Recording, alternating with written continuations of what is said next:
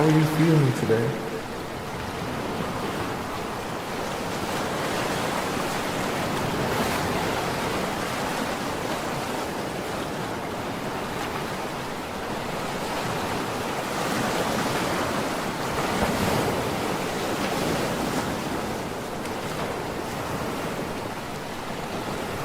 Do you feel fulfilled in life?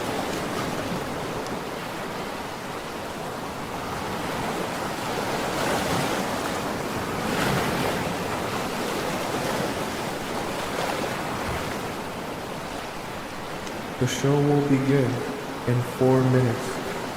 Are you ready?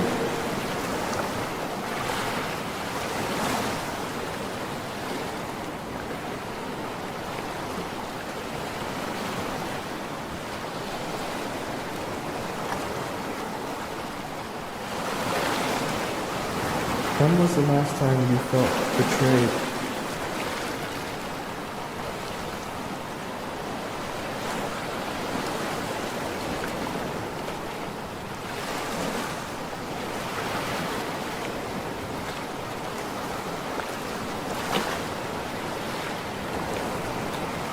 When was the last time you felt loved?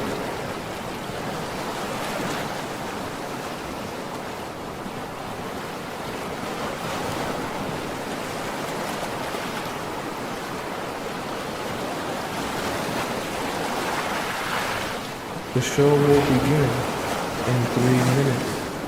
Are you ready?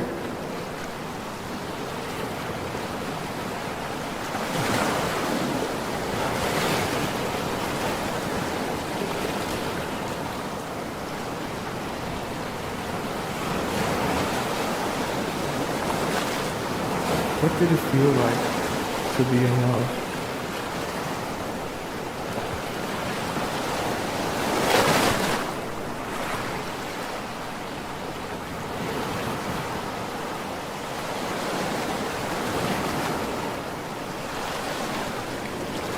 What is the most painful part of being in love?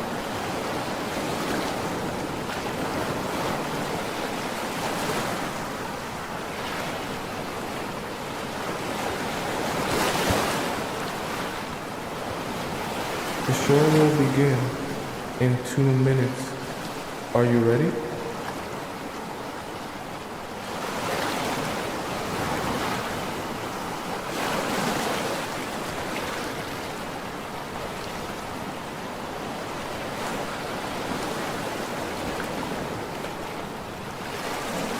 Are you ready to be transformed?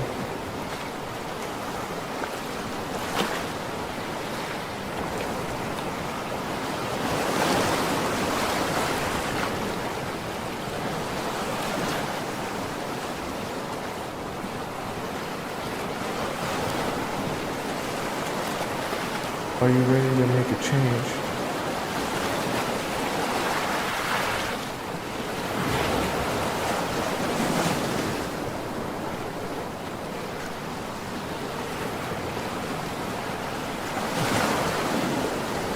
The show will begin in 1 minute. I hope you're ready.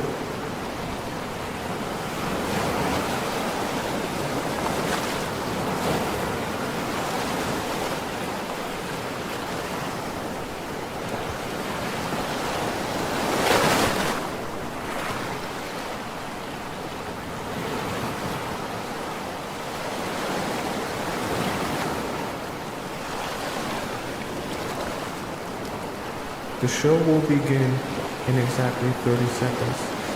Get ready.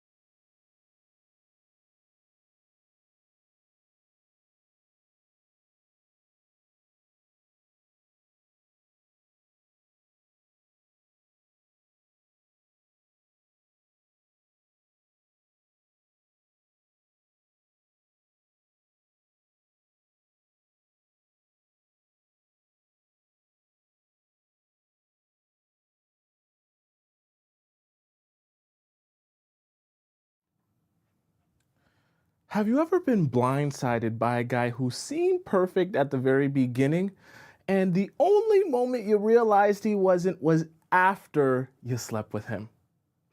If you want to avoid being in that situation, what if I told you that it's possible with just a simple strategy? Well, if you want to learn that strategy, join me on today's show where we'll be discussing 5 important questions to ask men before you sleep with them. That way, you never have to make the mistake again of sleeping with the wrong guy and realizing that after the fact. Welcome to the Players Club. If you're paying attention to me and everyone else on the live stream, please stay here present so that I know you're here present and actively participating. So good to see all you beautiful people here. Unfortunately, I couldn't get the YouTube chat to work on the YouTube, stream. So that was kind of what I was fooling around with earlier. I couldn't get it to work. It's not a me problem. It's actually the site that I use problem. So it's okay. YouTube chat won't be embedded in the video today, but I still see you guys and I can still communicate with all of you here. All right. So just in case you guys are wondering why the YouTube chat isn't showing up there. All right. How are you guys all doing? I see we got in the TikTok chat, we got Gold Plant here, Spaghetti-tine here, Sleaze here, Victoria here, Diane here, Stardust here, Joanna here, Natalie here, Zyra here, and lots more. And of course, we have our 3 moderators, Scotty, Charisse, and SH here, who we got over in the YouTube chat. I see we have Mary Kim here, Minnie is here, Viola is here, Tessa is here, Nicole, one of our amazing channel members, Ivy, one of our amazing channel members, Great Fortune Cookie, one of our amazing channel members. Okay. Who else we got? Let me scroll up. Let me see. We got lots and lots here today. We got Jack here, Cutie here. All right. And of course we have Missy America. Oh, shout out to Henya, one of our amazing channel members. Of course we have Missy America, our principal, holding it down. All right. Let's get started, chat, today on our point here. Okay. So we're obviously going to be talking about questions to ask men. Now, the reason that we're having this show is because we don't want you to be blindsided. And sometimes when you're in a relationship or a situationship and you're just dating men, it can become easy to get too enamored with how good it feels to date this guy and how everything is going so perfect that you forget there's a lot of very important information that you still must gather to actually ensure that the person that they say they are is who they are. And sometimes in the heat of all the excitement, you can forget to ask those questions. So I want to lay them out so we can all understand each other. Now, in all the questions that I'm going to do, I'm going to kind of explain to you the format that we like to do here when it comes to questions, because I don't know how other people do it. I don't even consider myself a relationship expert. I just sit here and teach you guys the knowledge that I've learned in life, okay? But the way we do it here, I'm not just gonna give you questions for you to repeat back like a Tweety bird. That's not gonna actually help you understand men better and have better relationships, because then you just come and you just do as I say to do, but you don't know what you're trying to do. So in everything that we're gonna talk about here, we're gonna talk about, first of all, what you're trying to accomplish with each and every question, right? And the different answers you might get from men and what those mean. That way, when you're actually in the field and you're asking these questions, you know what you're asking and you know the information specifically you're trying to extract with that question. All right, so let's start off with number 1, which is peak point. Now, I'm drawing a little bit of, you guys know my drawing ain't very good, but I'm drawing a little bit of a mountain here. First question that you're going to be asking men is going to consist of, what is your peak point? Meaning, in your perfect, let's put here,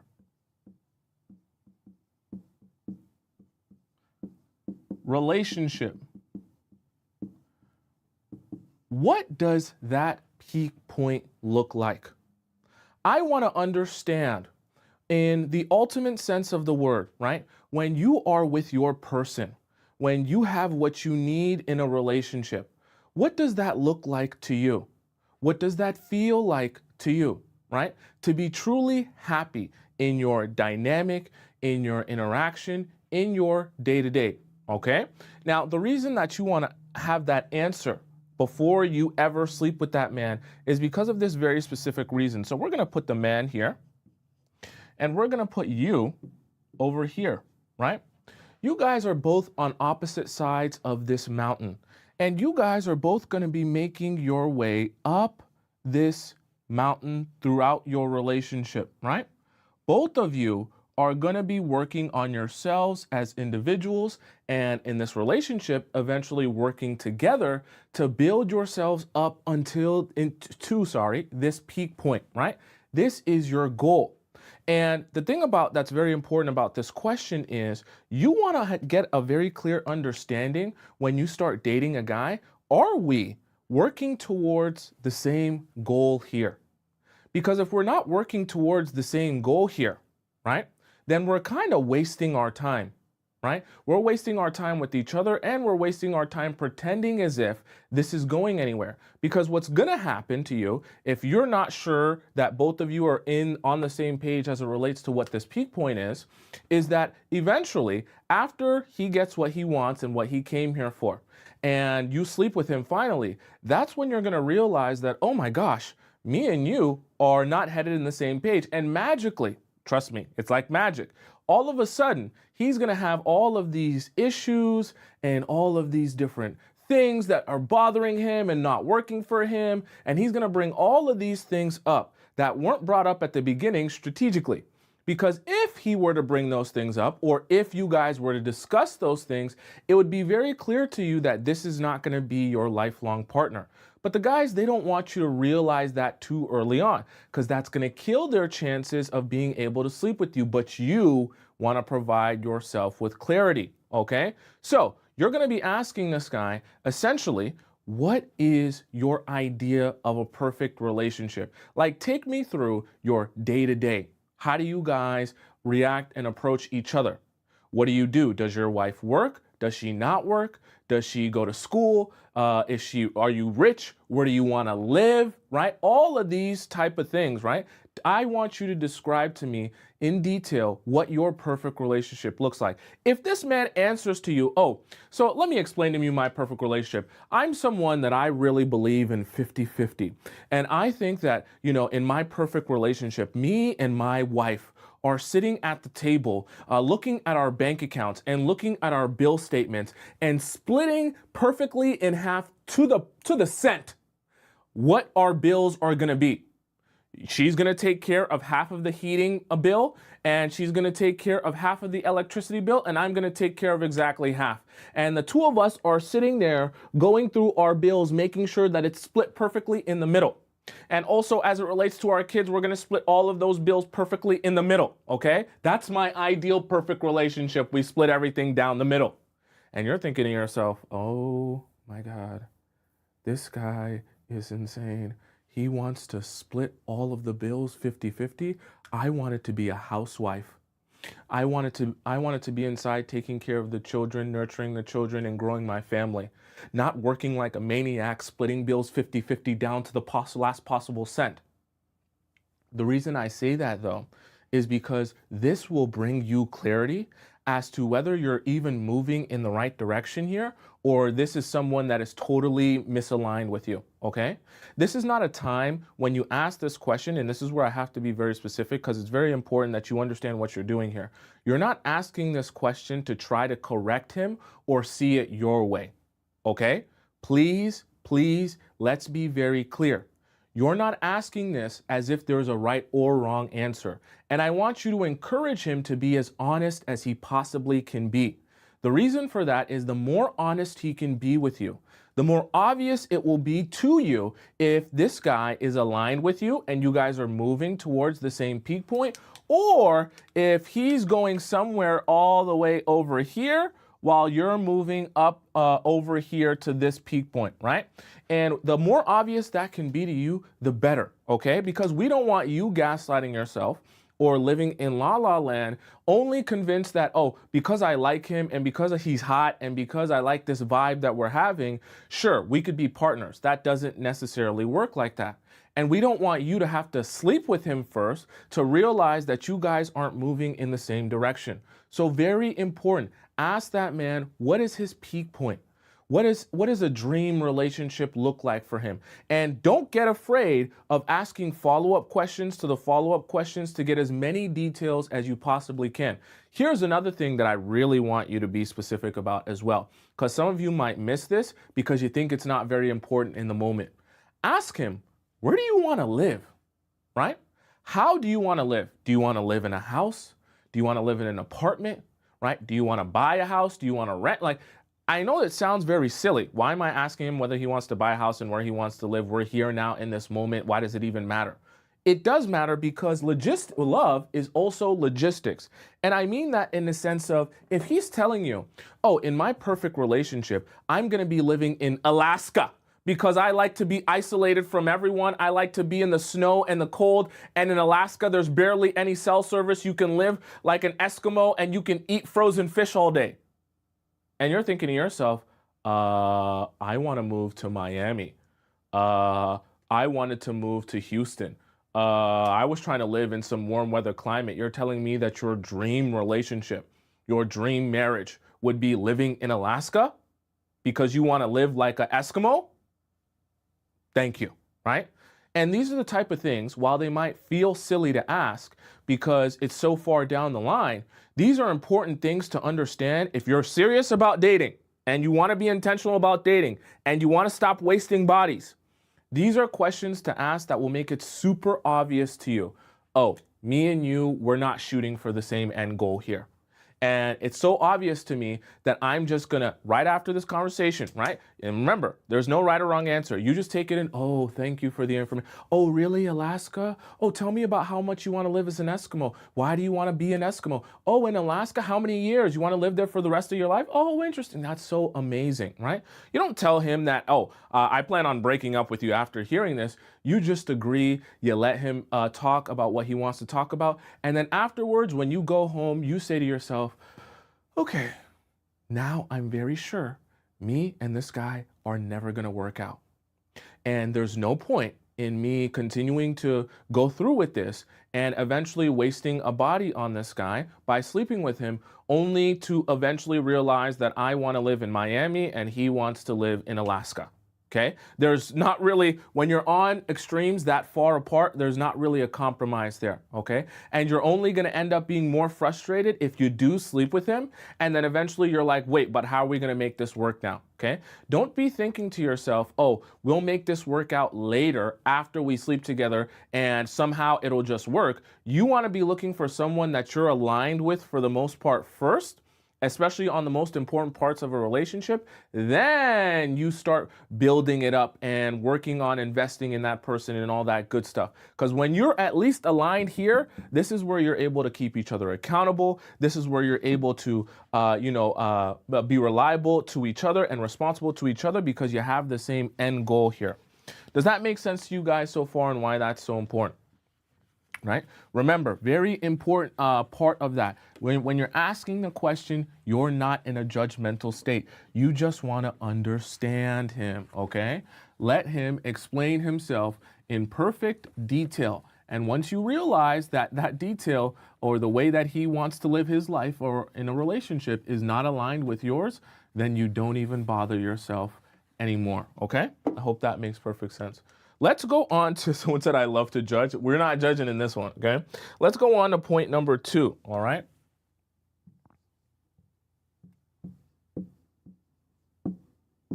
Okay. Now, in point number 2, we're obviously going to be discussing negative traits. Now, the specific negative traits that we want to discuss are the negative traits of this guy that you're dating, okay? Because just like with anyone, we all have good and bad parts to our personality, right? It's not a crime. And here's the really, really important part.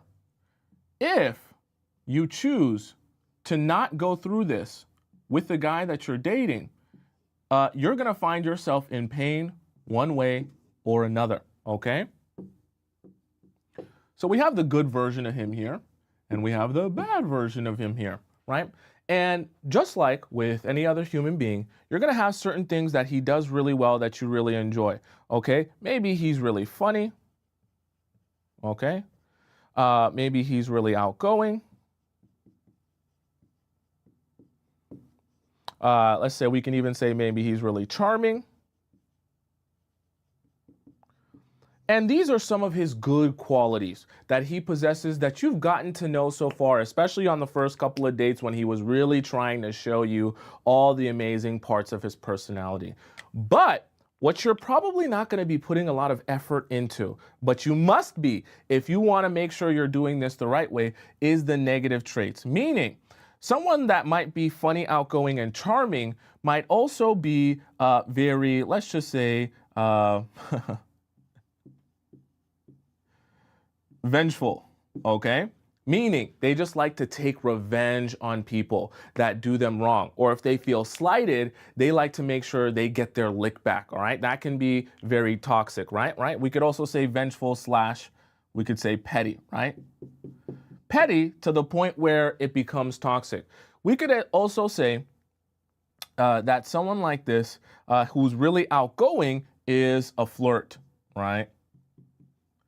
A flirt to the point where as they're flirting with other people, it actually crosses a line of being very inappropriate or even cheating, right?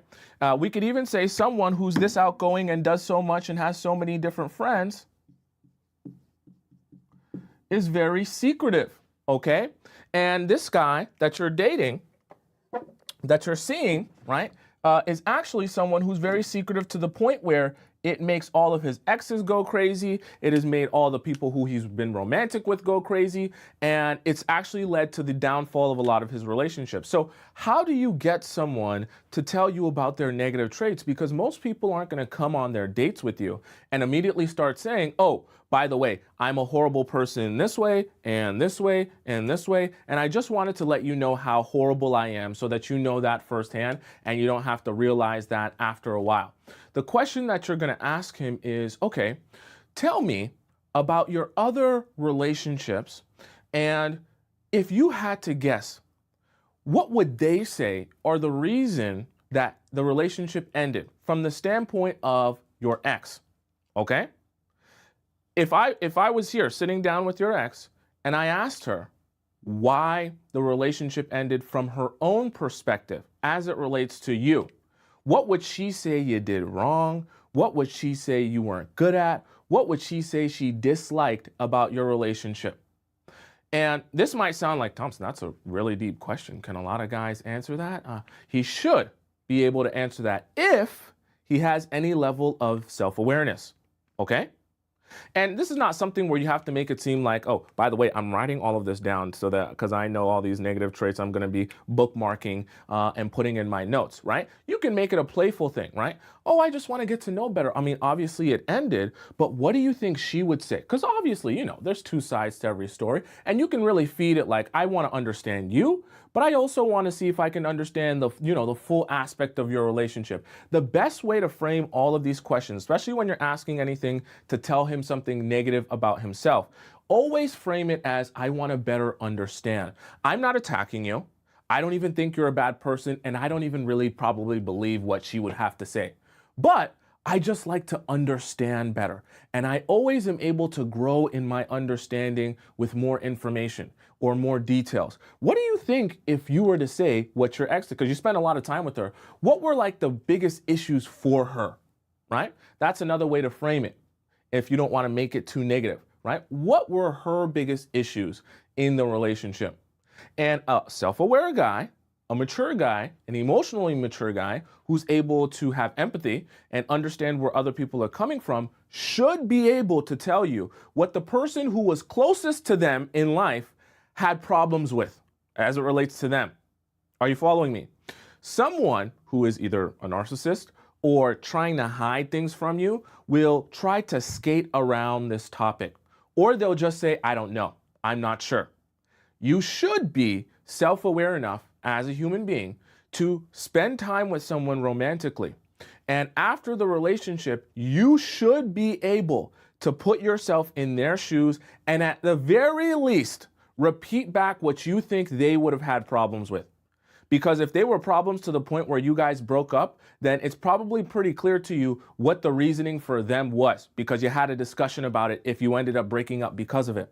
So it's kind of like almost a little bit paradoxical, because if they don't know about what their ex had issues with as it relates to them, well, then why did they break up? Because clearly there had to have been some sort of issue, on both sides, right? Or at least on one, for them to break up. So if there's no sort of understanding of what their ex had issues with, or what they would have even said that they had issues with, then that should signal to you some red flags, okay? Right? It should signal to you red flags because either one, they're hiding something from you, or number two, they're pretending that they don't know because they really don't want to tell you the truth, okay? Right? Which is kind of the same thing as hiding, right? But there's always a scheme there if they're not able to tell you. Or, sorry, I should say number two is that they're lacking the amount of emotional intelligence to be able to actually express to you what someone else's viewpoint would be, which is kind of inching towards narcissism, right? Because if you can't understand how someone else feels through your actions and the way that you treated them, then you have a lack of empathy there, which is going to be very hard to deal with in a relationship. Does that make sense to you guys so far, right? You want to get them to explain some of these negative traits. Now, when you ask these questions, right, what were some of the things that your ex had, issues with, or what were some of her biggest gripes in the relationships that she kept repeating, right? You'll start to notice some themes. They might say, oh, well, she really had a problem with me going out, but I don't even think it was an issue because all I did was hang out with my boys and all we did was watch football. She also had another issue with me, kind of not showing her my phone because I told her she should trust me, but, I would never show her my phone and I would take it to the bathroom and I'd be in the bathroom for hours. And she also had this issue because I had this girl best friend that I would hang out with and she didn't like how much time we're spending. So now you start to build together a theme, okay? And you'll start to understand and see some patterns as they explain, and they explain more and more of these character traits, right? And you'll start to get an idea of, oh, I see what she had a problem with, or, oh, I see why this wasn't working out, okay? In some cases, they might tell you some of these negative traits, and you might be like, that's not that bad, or I can work with that, right? But in some cases, they're gonna tell you some of these negative traits, and you're gonna be like, oh, that's not gonna work for me. I have that same problem, okay? For example, if you're someone who's super anxiously attached and he says to you, oh, one of the things my ex would have had a problem with was the fact that I would disappear for like 3 or 4 days at a time. And you're thinking in your mind, I would have a problem with that too. In fact, 3 or 4 days at a time disappearing, I would literally lose my mind. I'm anxiously attached. I need you to text me back in 5 minutes. You're going to be gone for 3 to 4 days at a time? That's not going to work for me. So these are the type of things when you're receiving that information, you should also be deciphering for yourself, is that going to work for me? Or are these negative traits so negative that I'm not even going to be able to build a relationship with you out of this, right? Keratina says, are you sure they will talk about that? Well, see, it's all about presentation and framing, right? You always want to present things, like I said earlier, from the standpoint of, I just want to understand. And I'm always able to understand more when I can see everyone's perspective. You have to make it seem like you're trying to do something for both of you by getting this information, right? Not that he's going to reveal himself and then you're going to run off and be like, ha ha, I got you. You told me the truth, right?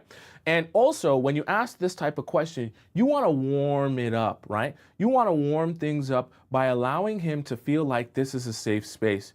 You're not going to judge him. You're not going to feel any ways about the things that he said, right? You're not going to disagree with him. This is a place where he can tell you truthfully and honestly how he feels, and truthfully and honestly his perspective, right? I should even give the caveat, so I'm glad that Christina said it. I should give the caveat, this one is not a question you jump out with right away. Because when you ask this question right away, you're going to make people put their guard up. This question, you set the stage for, okay? You set the stage by, in other smaller questions that you ask on this date, you'll remind them, I'm non-judgmental.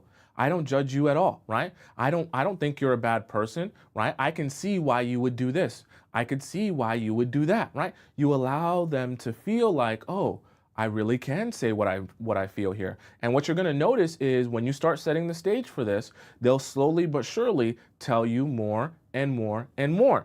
And as you continue to respond, oh, I understand, I see, right? You're not judging them. They'll say, okay, it really is safe for me to talk. And they'll tell you more and more. And as you continue getting good at this, you can start agreeing with them and even egging them on. Oh my gosh, I would have done the same thing. Oh my gosh, you're crazy for that. Ah ha ha ha ha.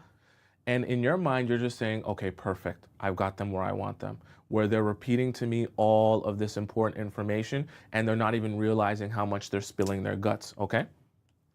Right? Let's hop into point number 3. Does that make sense to you guys so far, right? Very, very important, right? These asking questions, especially when we talk about stuff where you're getting them to reveal things about you, it's also about setting the stage, right? It's also about casting your little bit of a spell, which we kind of talked about yesterday in Turning Men On, right? You kind of want to be the seductive, sexy therapist, right? Turning him on while getting him to talk. That way he's so distracted by how much he's into you that he doesn't realize how much he's actually sharing with you, right? You get these men under your spell, get them to tell you exactly what you want to hear and all the information that you need. And then once you have that information, you decide whether or not you're even going to give yourself to that man.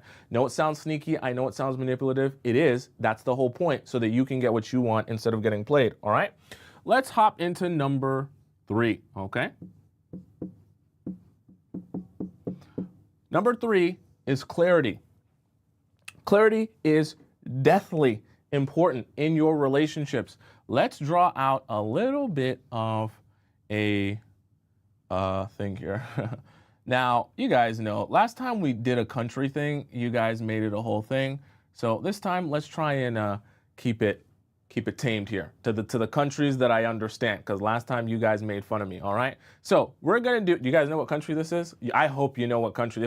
If you guys don't know what country this is, then my drawing skills are way off. Do you guys know what country this is? Can you guys tell me in the chat? Can you guys guess it, or are we all confused by my drawing? Is my drawing not confusing? Someone said South America. Interesting. Someone said Florida. Is it on Earth? Right, it's on Earth. Oh, you're funny. You got jokes, huh?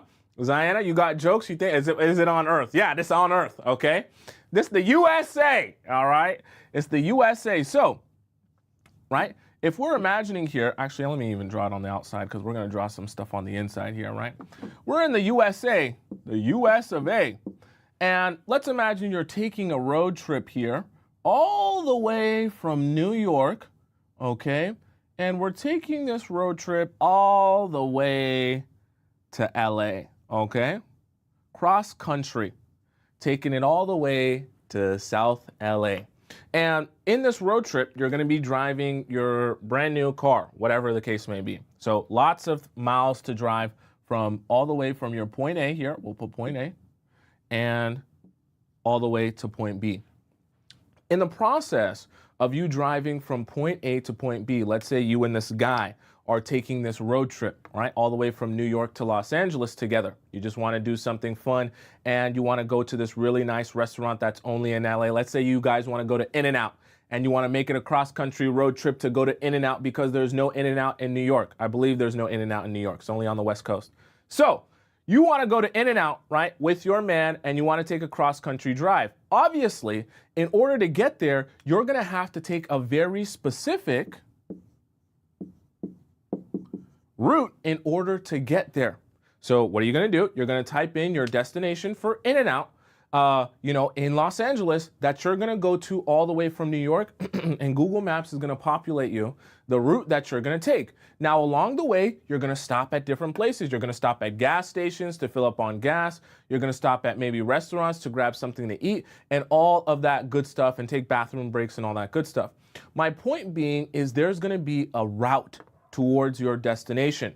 You're not just going to waffle along, right? Scramble along and just hope eventually one day you'll get to your destination, right? Because if this guy said, oh, yeah, by the way, let's go to In-N-Out. Okay, yeah, how are we gonna get there? I don't know. We'll just hop in some car somewhere and we'll just kind of like drive on the interstate casually until, one day we see an In-N-Out. And all of a sudden you're in Miami now. Okay, right? By casually driving randomly to a random spot until you see an In-N-Out, right? That would be absolutely ridiculous. So the reason I say that is because you need to understand, for the guys that you're dating, you need to understand what is your goal, right? You're not your goal in terms of this relationship. What is your goal in life? right? What is your goal in your career? Where do you want to be? And what is your plan to get there? You don't have to be a millionaire yet. You don't have to be a CEO yet. You don't have to own a business yet. But tell me, what is the goal? And how are you working to get there? Okay? The reason I tell you this, and this should be a very clear answer, because if he doesn't have a destination, and then on top of that, he doesn't have a route on how he's going to get to that destination, let me tell you exactly what's going to happen the moment after you sleep with him. After you sleep with him, what's going to happen is he's going to tell you, you know what, he's going to be pulling up his pants, right? I need to tell you something. I don't think I'm there mentally to be able to date right now. And I've got so much going on. I've got school. I've got this job that I'm not really sure about, and I might lose my job. I've got this going on. My finances aren't where they need to be. Everything's just not where it needs to be. And, you know, it's just crazy because I only started thinking about how everything is not where it needs to be after I busted a nut. And, you know, when I busted that nut on your backside, I became so clear on what I need to be doing. And I realized that I'm not at all where I should be in life. And I have so much to figure out that I just can't do a relationship right now. And you're going to be like, buddy, you didn't think that you could have said any of that to me before we slept together? No, I wasn't sure. I wasn't thinking about that.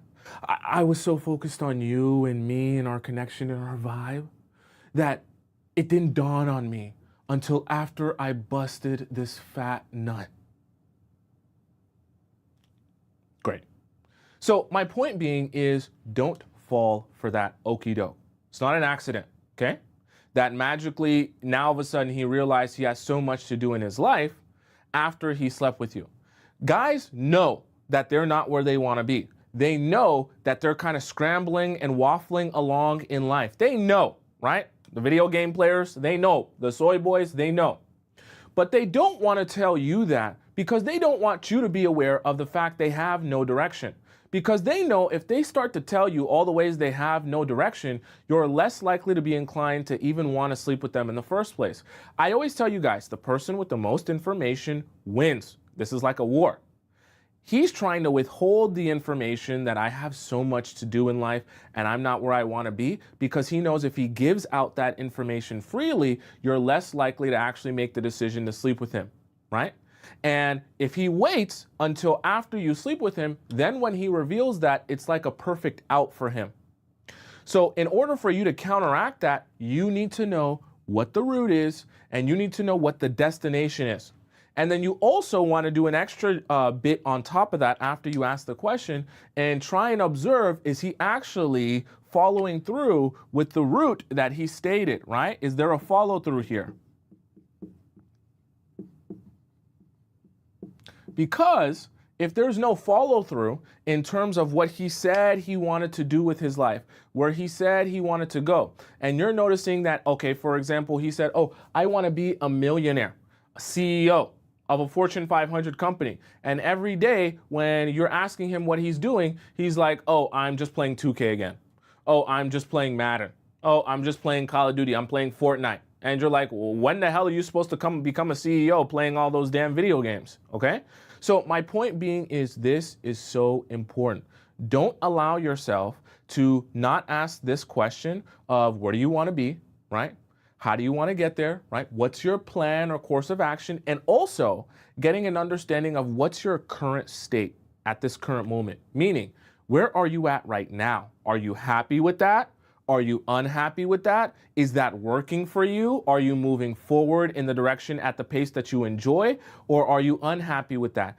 Getting a very clear understanding of where his current state is going to tell you a lot. Because if he tells you that I'm super unhappy with my current state, I'm super unhappy with my current pace, I don't know where I want to go, and I don't know how to get there, I have a lot to figure out, then you go ahead, you pack all your stuff up, right? You'll pull your pants back up from your ankles onto your waist, you tie your belt up, and you walk out of that room. Because when he's telling you he has no idea where he wants to go right now and he's really unsure of himself, I guarantee you, as soon as he busts that nut, he'll be even more unsure of you in this relationship with you. Okay? Please, I beg you, don't be in that situation. All right, let's hop into number 4. I hope I was good with the geography because it's North America. Okay, I had the New York down, Miami down, I had LA down. My geography not bad. It's just I've never been to Europe. Sorry about that, chat. Sorry for my European audience that was really offended by me saying the Eiffel Towers in Paris. Okay, let's go into point number 4. All right. Now, this is actually one I am so glad that we're having this conversation. I'm very, very happy we're having this conversation because it's really one that I haven't gotten a chance to be very specific with you guys about, but I want to talk to you guys about very importantly because I know a lot of you won't do this job because you're making an assumption, okay? Right? So, attachment. When you start dating a guy, please, I beg you, do not ever, ever, ever assume that because you meet a guy on a dating app, because you meet a guy at a coffee shop, because you meet a guy at the gym or wherever you meet him, don't assume that this guy, because he approached you or you met him in the club, right? Because he came up to you and asked you for your number, don't ever assume that he doesn't have any attachment to anyone else. Okay, right? Every human being is going to have different attachments to different people. You have the mom here, you have hopefully the dad here, right? You got, let's say, bro here, right? You got bestie here, right? You have all these different attachments. Here's the thing though. Sometimes you're going to meet a guy who also has an attachment to an ex, right? Whether it be an ex-girlfriend or some sort of ex-fling, right? Because sometimes guys do this as well. They might have a girl that they were in this weird situationship with that is an ex. And sometimes, this is the scary one, sometimes it's going to be, oh boy, a girl best friend, okay? And this is the thing that you need to have crystal clarity on. When you get into, oh, actually, Nicole even added one I'm so glad. You guys are so smart. You guys even do the work for me because you're so smart. Let me even add in here in the web, you can even have a baby mama, okay? And all of these different attachments can really be very detrimental to your relationship or even make it impossible to have a relationship with this guy, okay? I'm glad, thank you, Nicole, for adding baby mama. I should have added that, right? That's very good, right? And this is the problem. If you don't get this answer and you don't get clarity on where this is at that current moment and honest clarity about where this is, you'll end up sleeping with him. Once you sleep with him, afterwards, you'll realize this baby mama, this ex-girlfriend, the girl best friend, or the ex-fling is such a problem that you're not even gonna be able to build a relationship here.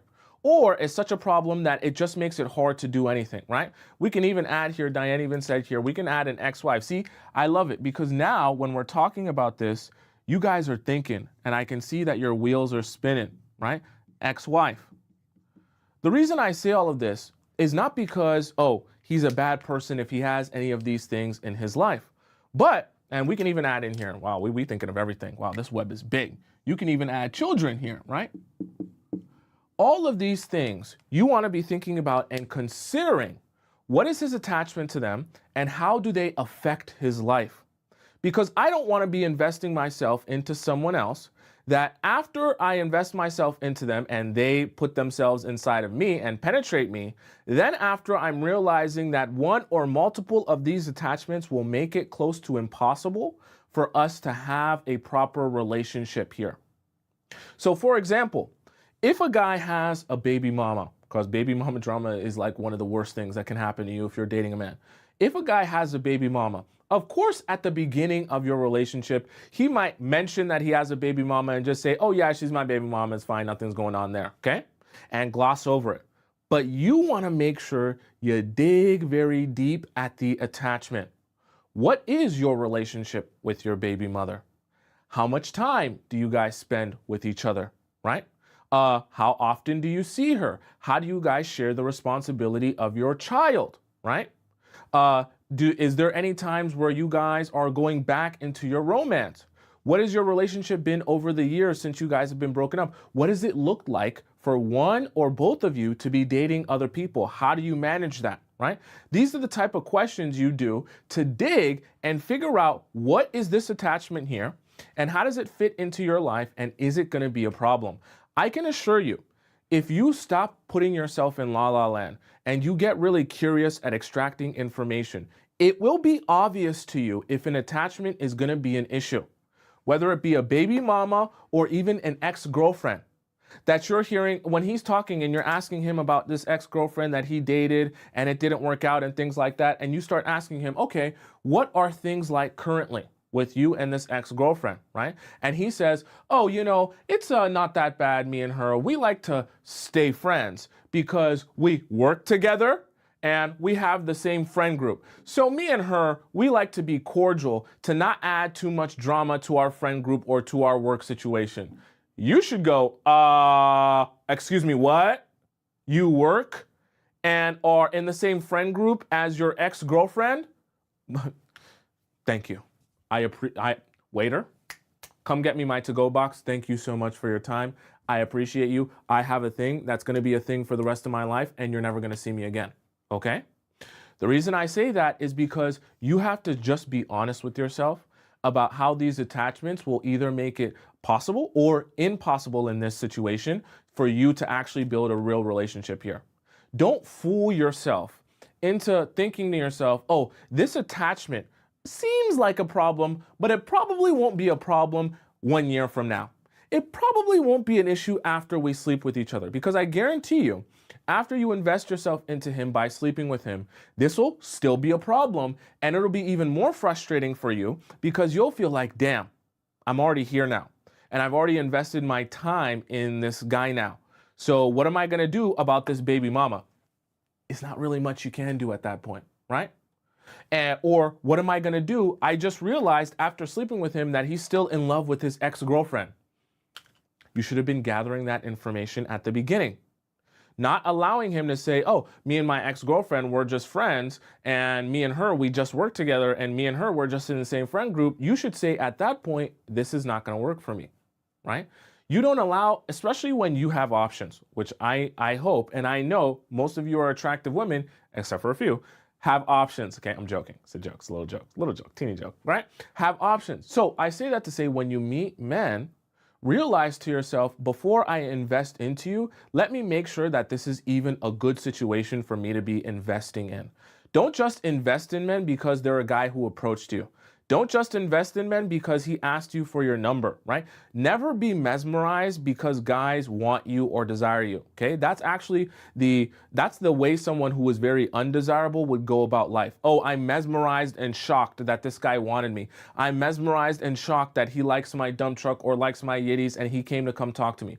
You can't be mesmerized by that. You have to be in a constant state of evaluating men and observing them and giving them what's essentially like a job interview. Now, you're not going to make it feel like that, but in your mind, you're kind of interviewing them to see, are you right for this position? And if you see some of these things going on here, immediately you say, I'm not investing my time into you, because it's going to be a waste of your time and you're only going to realize how much of a waste of your time it is after you sleep with him. I can 100% guarantee you. Never, the baby mama, the ex-girlfriend, the girl best friend, they never seem like a problem until you're already invested, right? And then when you're invested, all of a sudden you're trying to deal with these problems, scrambling around like a chicken with your head cut off. Does that make sense to you guys so far in number 4? This one is a really important one because we actually didn't get a chance to talk about this in really any shows.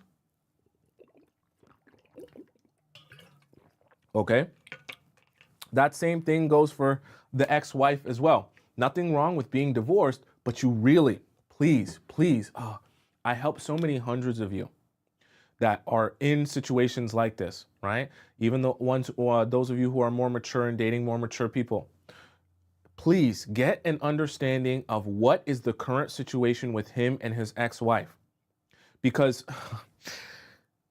I won't go into detail on some of the stories that I hear in my private messages that you guys send me, but some of these men, I'll just be real with you, right? And I'm telling you this from even experiencing it from helping a lot of women.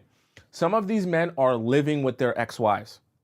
Some of these men are still essentially dating their ex-wives. They're not going to tell you that on the first date, but that's what's happening. So it's very important whenever you hear ex-wife, baby mama, even ex-girlfriend to an extent, right? You want to dig, and understand what is the current situation of that situation right now. Because your ex-wife, who you've had kids with as well, is not just going to be out of your life. So don't tell me a story about how we never talk anymore and I never see her. She's the mother to your children and you were once married to her. She's not just poof disappearing into thin air. So tell me exactly what your relationship is, how often you see her, how you manage being in a relationship, how she manages being in one, and how you manage your kids. If he can't tell you that information, it's because he's trying to hide something from you, okay? Right? If he can't be upfront with you about that information and about that attachment in his life and how he works with that, okay? A mature man who has nothing to hide in terms of his other engagements or other attachments, as we can say, will be open and honest with you at exactly how that works, all right? Especially the inner workings and the details of how that works. It shouldn't be something that he's trying to hide from a potential romantic partner, whether it's the first, second, or third date, okay? Please, please. The ex-wife one and the baby mama ones are the worst, all right? Let's hop into number 5, okay?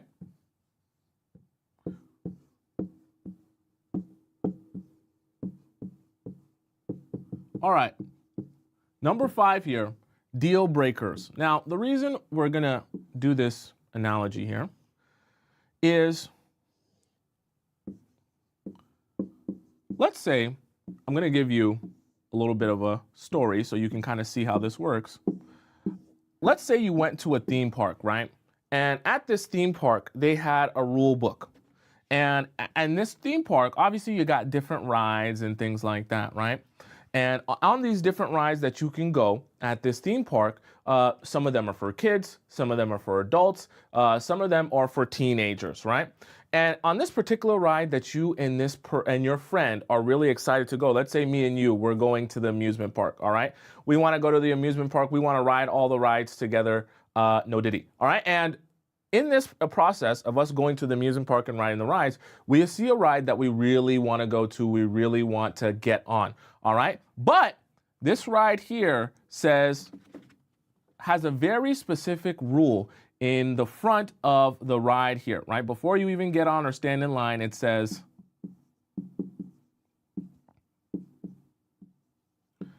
height max 6 foot, okay?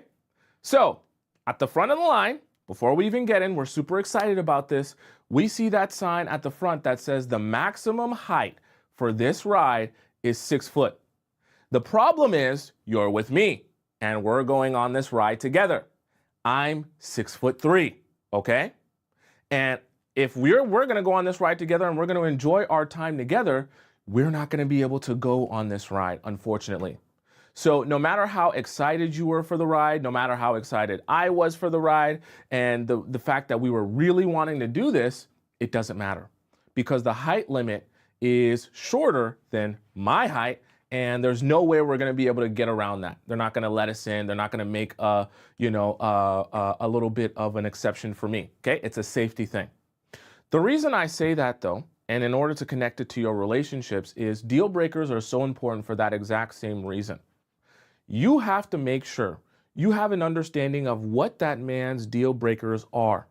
Because if he has deal breakers that don't align with your personality or your lifestyle, you might as well walk away now. Don't bother wasting your time. So, for example, what's an example of a deal breaker that wouldn't work for you? Let's say he says, oh, yeah, you know, one of my deal breakers is being with a girl who likes to take girls' trips. I don't like my girl to be going anywhere without me. I want a girl who stays at home, who only talks to me and only sees me. That's my vibe. And if my girl's trying to go on any girls' trips, that's a red flag to me. I don't like that. And let's say you're someone who loves to travel and you have your besties who are like your travel buddies. And he's telling you one of his deal breakers is a girl who likes to go out and travel and go places by herself with her friends. That's not going to work. Okay? And yes, you and this guy might not necessarily be dating or be married right now. So when he's talking about his wife and what he wants for his wife and the deal breakers in a relationship, it might not necessarily apply to you because you and him are only on the first few dates. But remember, you're always living your life with intention and purposefully. So that means if you and him aren't aligned in your thinking about how you go about life or relationships, and one of his deal breakers is exactly who you are, right? That's not going to work because there is no compromise to, oh, I'm an outgoing person. That's my personality.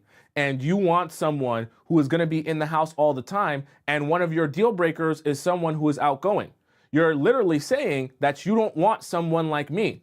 You're essentially saying that the height max here is 6 foot. I'm 6'3". There is no bending the rules. I'm not going to shave off the top of my head. There's no way around this rule to make it not the rule.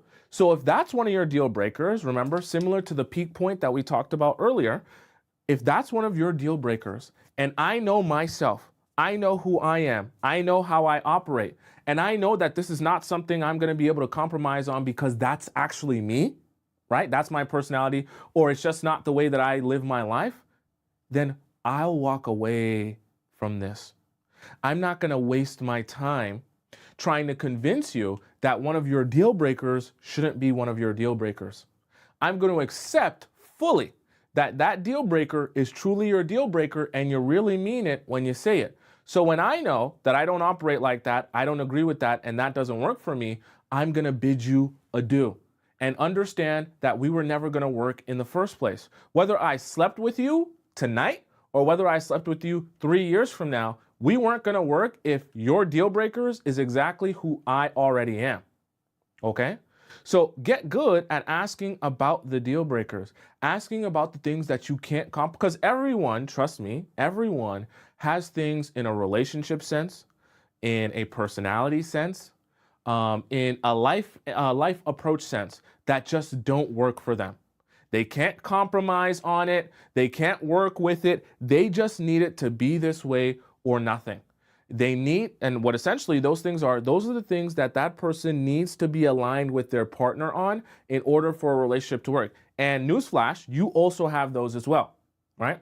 And your deal breakers are more than just, oh, I just don't want someone who will cheat on me. Trust me, you have more than that. If you really start thinking about it and analyzing yourself and your relationships, we all have them. So it's very important you understand what his deal breakers are so you can be honest with yourself in whether or not that even aligns with the person that you are, or else you'll spend the entire relationship trying to convince him that those deal breakers shouldn't be deal breakers because you're going to find it very difficult to change yourself.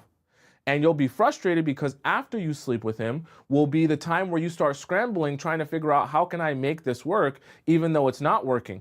Because one of the favorite things for men to do, you want to know one of the secret things, that they'll do, is if they don't tell you the deal breaker, this is what they do. They sleep with you first, right? And then after they sleep with you, they'll tell you, I came to a realization. Some of the things that you do, it just doesn't work for me. But it's not you really, it's just more me and my personality and how I like to do things. I just don't think that we're aligned in that way, me and you. Because, the way that you dress, it doesn't work for me. It's a little bit out there. You like to go out. I'm like a stay inside type of person, and it's really kind of like a deal breaker for me, the way that you do stuff, and you got this going on and that going on. And they wait to tell you all of these different deal breakers and issues that they have with you and problems that won't work in a relationship after they sleep with you.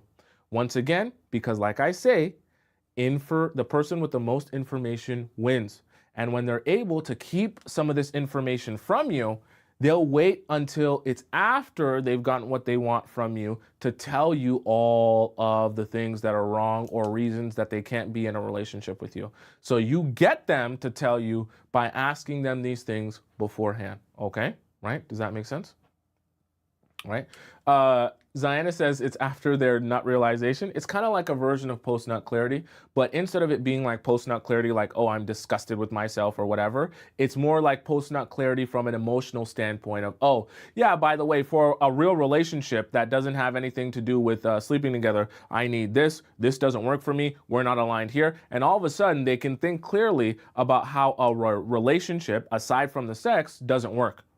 But they weren't able to think of all of those clear points and be very concise with that at the beginning because they didn't want to be clear about that. Why would they want to be clear about that? Because that would make you realize that this isn't going to work. They don't want you to realize that until after they sleep with you. That way, and this is honestly, because some of you might be thinking, well, why would they do that? After they sleep with you and they let it be known that this doesn't work, you're not compatible, all of these other things and rules and regulations, right? Then you'll say to yourself, well, we already slept together now. So then what he'll say is, oh, well, since we already slept together, we might as well just continue sleeping together, even though we both know this isn't going to work out. And then you're in a position where you've lost all your leverage and you're more likely to say, well, damn, I already did sleep. Well, I already lost the body. So whatever, we might as well just keep doing this for fun since I know we're not going to be together. And that's like one of the number one ways that a lot of you end up in a friends with benefits or like Flo just said, a situationship where after you realize that you're not going to work out, you're like, well, I already slept with you now, so might as well just keep it going. And you're thinking to yourself, I'm just going to turn this into fun. And it never ends up being fun. Okay. Now, do you guys have any questions about the 5 that we just discussed here? I know I went detailed in these 5, but I wanted to go detailed for you guys today. You guys have any questions about those 5 and how they work? Okay. By the way, if you guys have a private question for me that you want me to answer for you and be more direct with you so you can understand what's going on in your relationship or situationship or how you should go about something, you can always ask me by going to the link in my bio on TikTok or the link in my description on YouTube. Click where it says private relationship advice and you can ask me a private question. I get back to you with a voice message, usually like a 10-minute voice message, and I send it back to your email. No one else sees it. That link is in my bio on TikTok or the link in my description where it says private relationship advice. All right. Any questions about these 5? T in the YouTube chat donates $5. She says, you are a star and you are appreciated. Thank you for all you do. Thank you so much, T. I appreciate you as well. Oh, Samar says, what were the first 3? For all of you on TikTok who missed out on any of the points and you want to rewatch them so you can get all of the 5 points, go up onto my YouTube page. It's just on the top right corner of the screen there. It's just my name. Type in Tomisin. Just type in my first name and it'll pop up. Type in Tomisin, Tomisin, and then go to you'll see me live there because I'm live on YouTube at the same time I'm live on TikTok. And then you can rewind it on the live stream there. Okay, so you won't miss anything, right? Someone said just repeat it. Nah, it's if you don't bother to go to the YouTube channel, I'm not repeating it for you. Okay, it's all there. It's recorded for you. All right. If you don't like that, go somewhere else. All right, chat. You guys have any questions here? I want to make sure that I answer any of your questions. Let's see here. Let me see here. Someone says, Bella says, what about men that wait till years after they leave? What do you mean? If they wait till years after they leave? If they're waiting, like they wait to tell you these things until years after they leave, right? So CMS says, that's why I've been dating someone for 2 months and I'm still asking questions. Hey, you always should be asking questions. You always should be asking questions. Please never stop asking questions, all right? The questions will always put you in a better place, right? Flower says, my absolute total deal breaker is infidelity. How do we ask him if he's been faithful and monogamous or not? Or if they plan to be? How do we get this info specifically? Okay, so obviously people don't want to be super upfront with you about being a cheater. So this is the thing. if you really want to extract that information, I think that was point number 2 that we did. If you really want to extract that information, that's something, Flower, you really have to set the stage for in the beginning. So what I mean by that is you have to get good at even encouraging his bad behavior. I know it sounds weird, but what you want to start doing in a smaller sense before you get to the infidelity question is when he tells you some of the bad behavior that he's done, right? We're talking about the first couple of dates here. I want you to almost like laugh it off as if, oh, we're best friends and I see your perspective, right? You want to make it seem like you're aligned in their perspective so that they can start to feel comfortable talking to you like they would a bro, and just being honest with you and real with you like they would a bro. Because they think that, oh, I like you so much that I don't judge you. So when you tell me that you cheated because your ex-girlfriend neglected you or whatever the case may be, your response will be, oh, I understand. I see. You know what? I do understand how people can feel neglected, and it was probably so hard for you because you said you worked that finance job, right, in the bank, and your hours are really crazy. Yeah, you know, I feel so bad for you. That's so horrible. What was it like really being in a situation like that? Oh, you cheated 30 times. Oh, it was really that bad? Explain it to me. I'm trying to understand you better. And I feel like we're connecting a lot and I understand you a lot better since you've been telling me about how you cheated on your ex 30 times, right? You want to, as weird as it sounds, encourage the bad behavior, not because necessarily you actually agree, but because you want to extract the information. Okay, so you can't be judgy while they're telling the information. And before they tell you that, they're obviously going to tell you smaller things that they've done bad or not so good. And you want to be in their corner, see their side, see their perspective, right? Tell them that they're right. Tell them that they're not a bad person, right? It always helps to encourage them to feel like, oh, me and you were on the same team. My ex, she did neglect me. Why would she do that to me? By the way, I kissed a girl literally the day that we had our anniversary. It was so crazy because I felt so neglected. By the way, I also cheated on her and I slept with that girl in my bed that we both sleep in. It was, I felt that bad. And they'll just keep going and going and going. And you say, oh, it's interesting, right? And after you get the information, you just go back to your house and you say, okay, good, block. I'll never talk to him again, okay? I know it sounds manipulative, but that's how you have to go about life in order to get what you want. And information is always what you want. You don't want to be lacking information. You don't want to be in the dark about stuff, right? Nicole says, always be the safe space, not for him, but for yourself. Guard your heart and protect your peace. 100%, right? 100%, right? Anna says, that's very unfair to ask him to repeat that. Come on, man. Are you talking about me asking me to repeat what I said? No, the reason that I said go somewhere else if you want me to repeat it is because I give all the beautiful people in the chat who want the information, I give them an option to go get the information, right?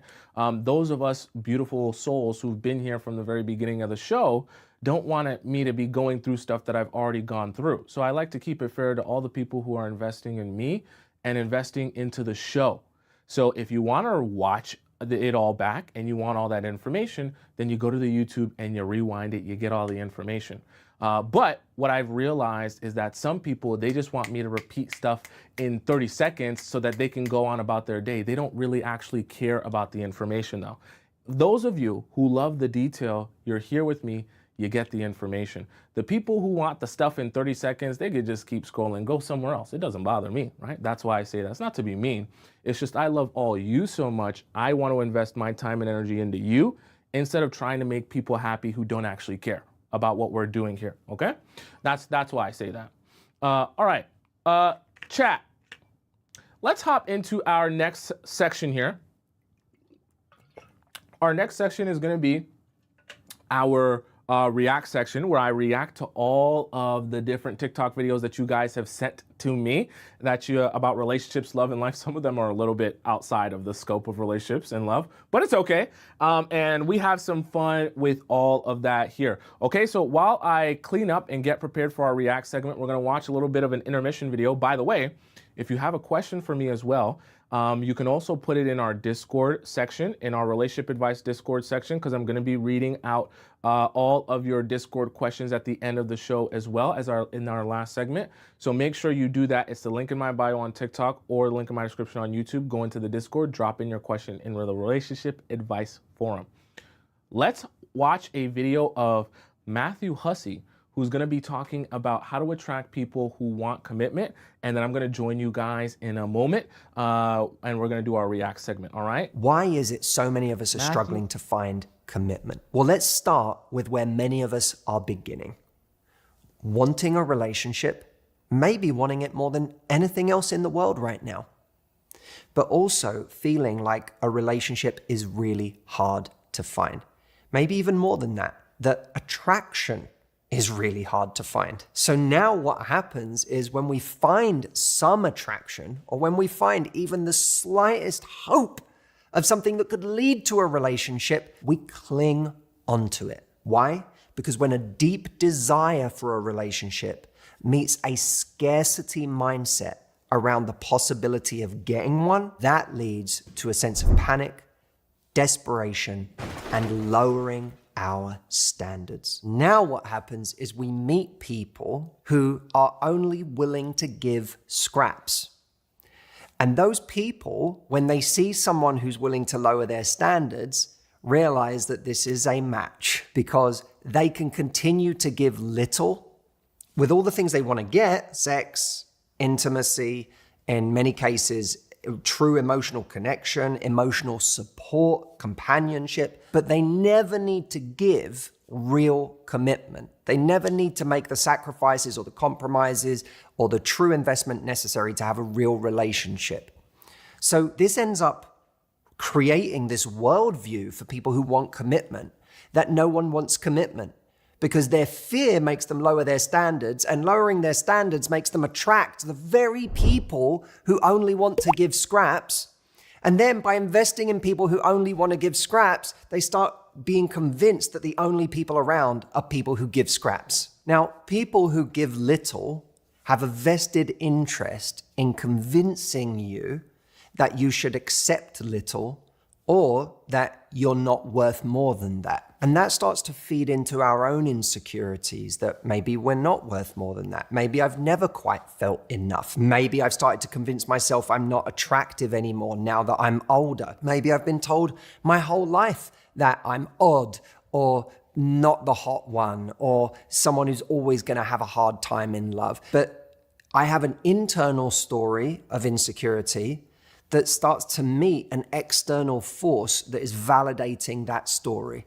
But that external force doesn't just come from the people we date. It can come from society, and it does. We live in a world now where, to a scary degree, arguments are being put forward about the reality of the dating marketplace, and how all men just want a woman who is young and hot. All women just want a guy who is tall and muscular and has made a lot of money. And everything you need to know about how attractive you are in the world, you can break down to these kinds of metrics. And they also can point to why you're having such trouble, because you're missing these key ingredients that make you attractive. This, to me, is yet another form of messaging that argues for you to lower your standards.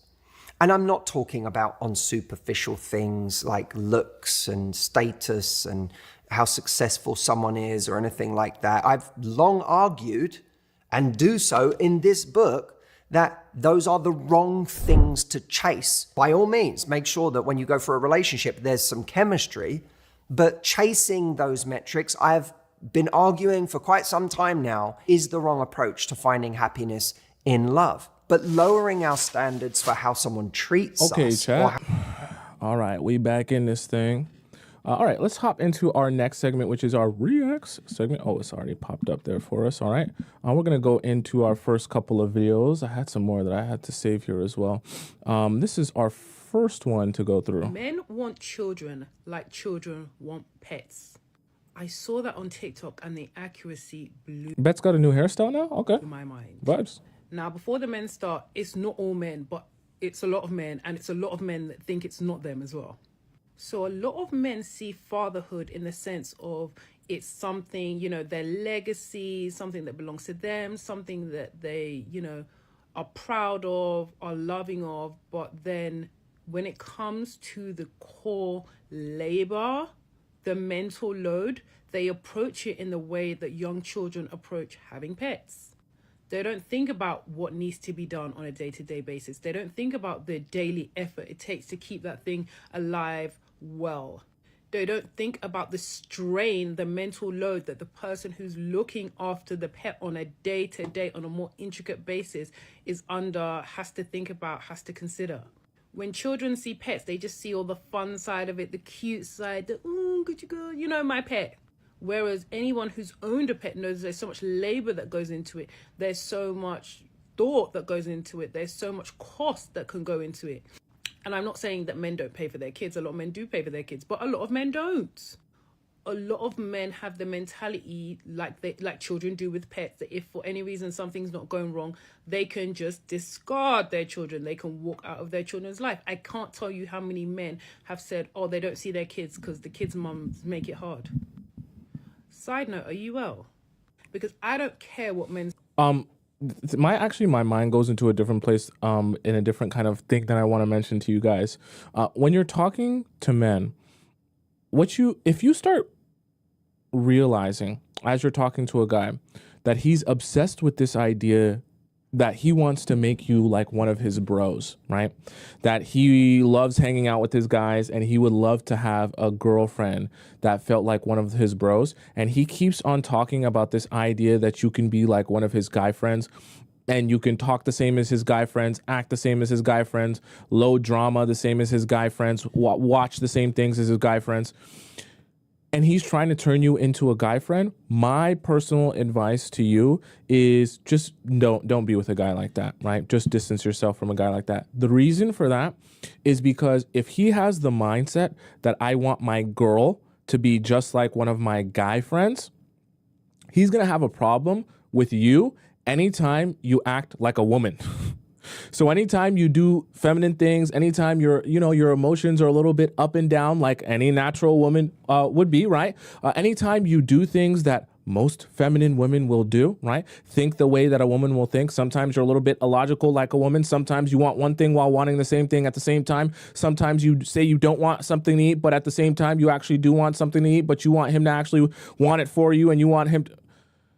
When you're just a woman, he's going to be so frustrated because he wants you to be like a guy. He's not going to know how to deal with that. He's not going to know how to understand you, and he's not going to know how to give you what you actually need because he doesn't know how to speak women language. He's just obsessed with having a guy. Okay? I know it sounds strange, but a woman is supposed to be like a woman and is supposed to act like a woman. So as a man, you don't get a woman so that she can act like a man. You like, if you want a man, you go get a guy friend, right? But you don't marry your guy friend. So the reason I say that is because don't put yourself in that situation because you'll be frustrated because you won't feel like you can be a woman because you'll feel like he's always looking for a guy friend, all right? If I ever get kidnapped, I'm telling you, I ain't going down without a fight. I'm talking, I'm in that trunk shitting, diarrhea. This shit is diabolical. Like, draws down, smearing that shit all over the walls. Matter of fact, fuck it, I'm coming too. Everywhere. They gonna open that shit to a fucking crime scene. If I ever get kidnapped, I'm telling you, I ain't going down without a fight. This is scary. First of all, who sent this to me and why? And these get scarier as time goes on. This is very scary.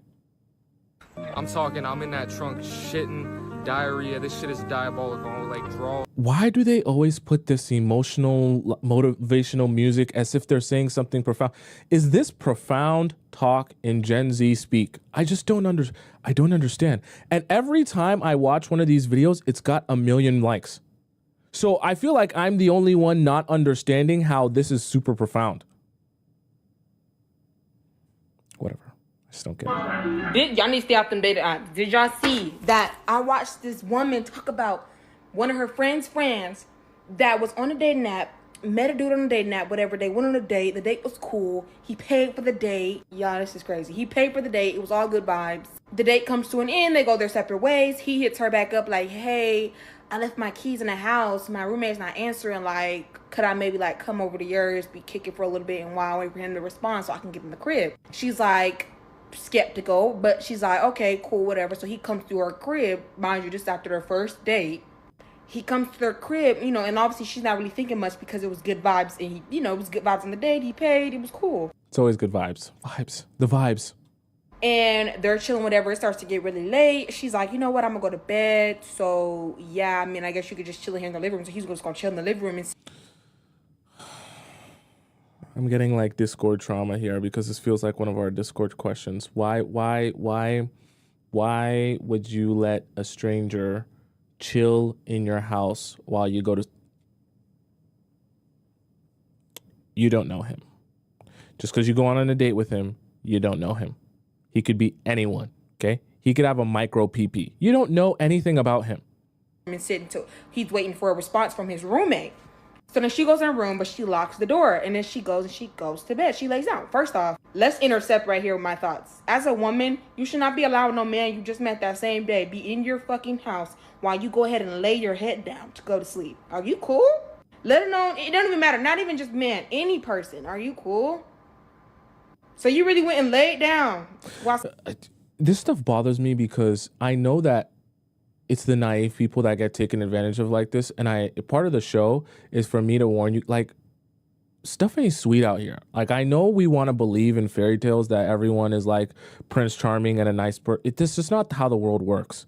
And you'll get played in many different ways if you believe that everyone has your best interest at heart. You can't be of that mindset. You gotta be careful. Somebody was in your fucking house? Not you allowed the okay. Back to the story. She hears a knock on the door in the middle of the night. I think she was like 3 a.m. or something. I don't know if this really was 3 a.m., but I think it was 3. She hears a knock on the door, her bedroom door. So she doesn't get up and go to the door. She's like, what's up? Like, she kind of just says like, hey, what's up? Dude's like, oh, my phone, it died, but I'm still waiting on that response. I feel like at this point, shouldn't you be asleep too? Shouldn't you have like maybe just passed out too? I don't know. But dude is like, I haven't heard from my roommate yet. I need to charge my phone. Like, you gotta charge it. She doesn't get up. She doesn't go out and show him where it is. She says, yeah, kitchen drawer, there should be a charger in there. He says, cool. She goes and she just lays back down. She starts to go back to sleep. Then he comes back and knocks at the door again. He's like, hey, well, this charger's not working. Do you have a charger in your room? This is not funny. Sorry. Whoa. He says, do you have a charger in your room? First off, why the fuck? Nah, Because, bitch, one thing about me, I know everything about all my stuff. I would know if I had a charger that didn't work. If I had a charger that didn't work, it'd be in the trash. So the fact that the charger works. I would immediately been like, the charger works. But she played it the perfect way. He like, do you have a charger in your... I have a charger in my living room, too, for when my friends come over, and I know that it works. So I actually agree with this. I know that because all my friends that come over, they always ask for a charger, and I always give them that one. So I know that it works. That's why it's there. But sir, why are you trying to get in this room so bad? She's like, doesn't really say much. We don't know what happens in this. After that happened, she calls 911. She doesn't waste any time. She's just like me. It's giving twin them. Wait. So she's smart enough to know how this could escalate into something scary, but she was not smart enough to say no to the random man coming over to... Whatever. Stuff makes me mad. You're just like me, literally, because I'm so skeptical about so many things. I'm so skeptical and I'm so careful. And sometimes I could be seen as annoying about that, but I don't care. I look and read into every little thing. I don't care. I'm not about to be the one that's on the news. Sorry, I'm not. She calls the police, and so I guess the friend didn't specify what happened in between that time when the police were coming. So she calls the police, and I don't know if she was like being like, hold on, let me get dressed. We don't know. I'm assuming she probably was like pretending sleep or something like that. The door's locked. Y'all, the police gets to the fucking house. She hears the police knocking on her house door, and she still doesn't get up. She still doesn't go out. She waits. Then she hears the police and saying they're knocking on her room door. She's like, oh, they're in the house now. He opened the door. They were like, ma'am, we need you to open the door so we can come out and show you what's in your living room. Y'all, why the fuck does this woman go in her living room to see plastic tarp, laid out in her living room with tools lined up, like tools? This man was getting ready and preparing to dissect some shit. This man had tarp laid out throughout her fucking house and took. Chat. I haven't seen this video. That's insane. Oh my God. Wow. I thought this was just going to be a little bit of a scare thing where, everything, at least, wasn't that, wow. Whoa. That's got dark really fast. Wow. Tools. It's giving Jeffrey Dahmer. It was giving Jeffrey Dahmer. I'm giving Ted Bundy, giving all of that. And I'll be telling you, I just told y'all it could be anyone. Just because you go on a date with that guy, you don't know who that really is.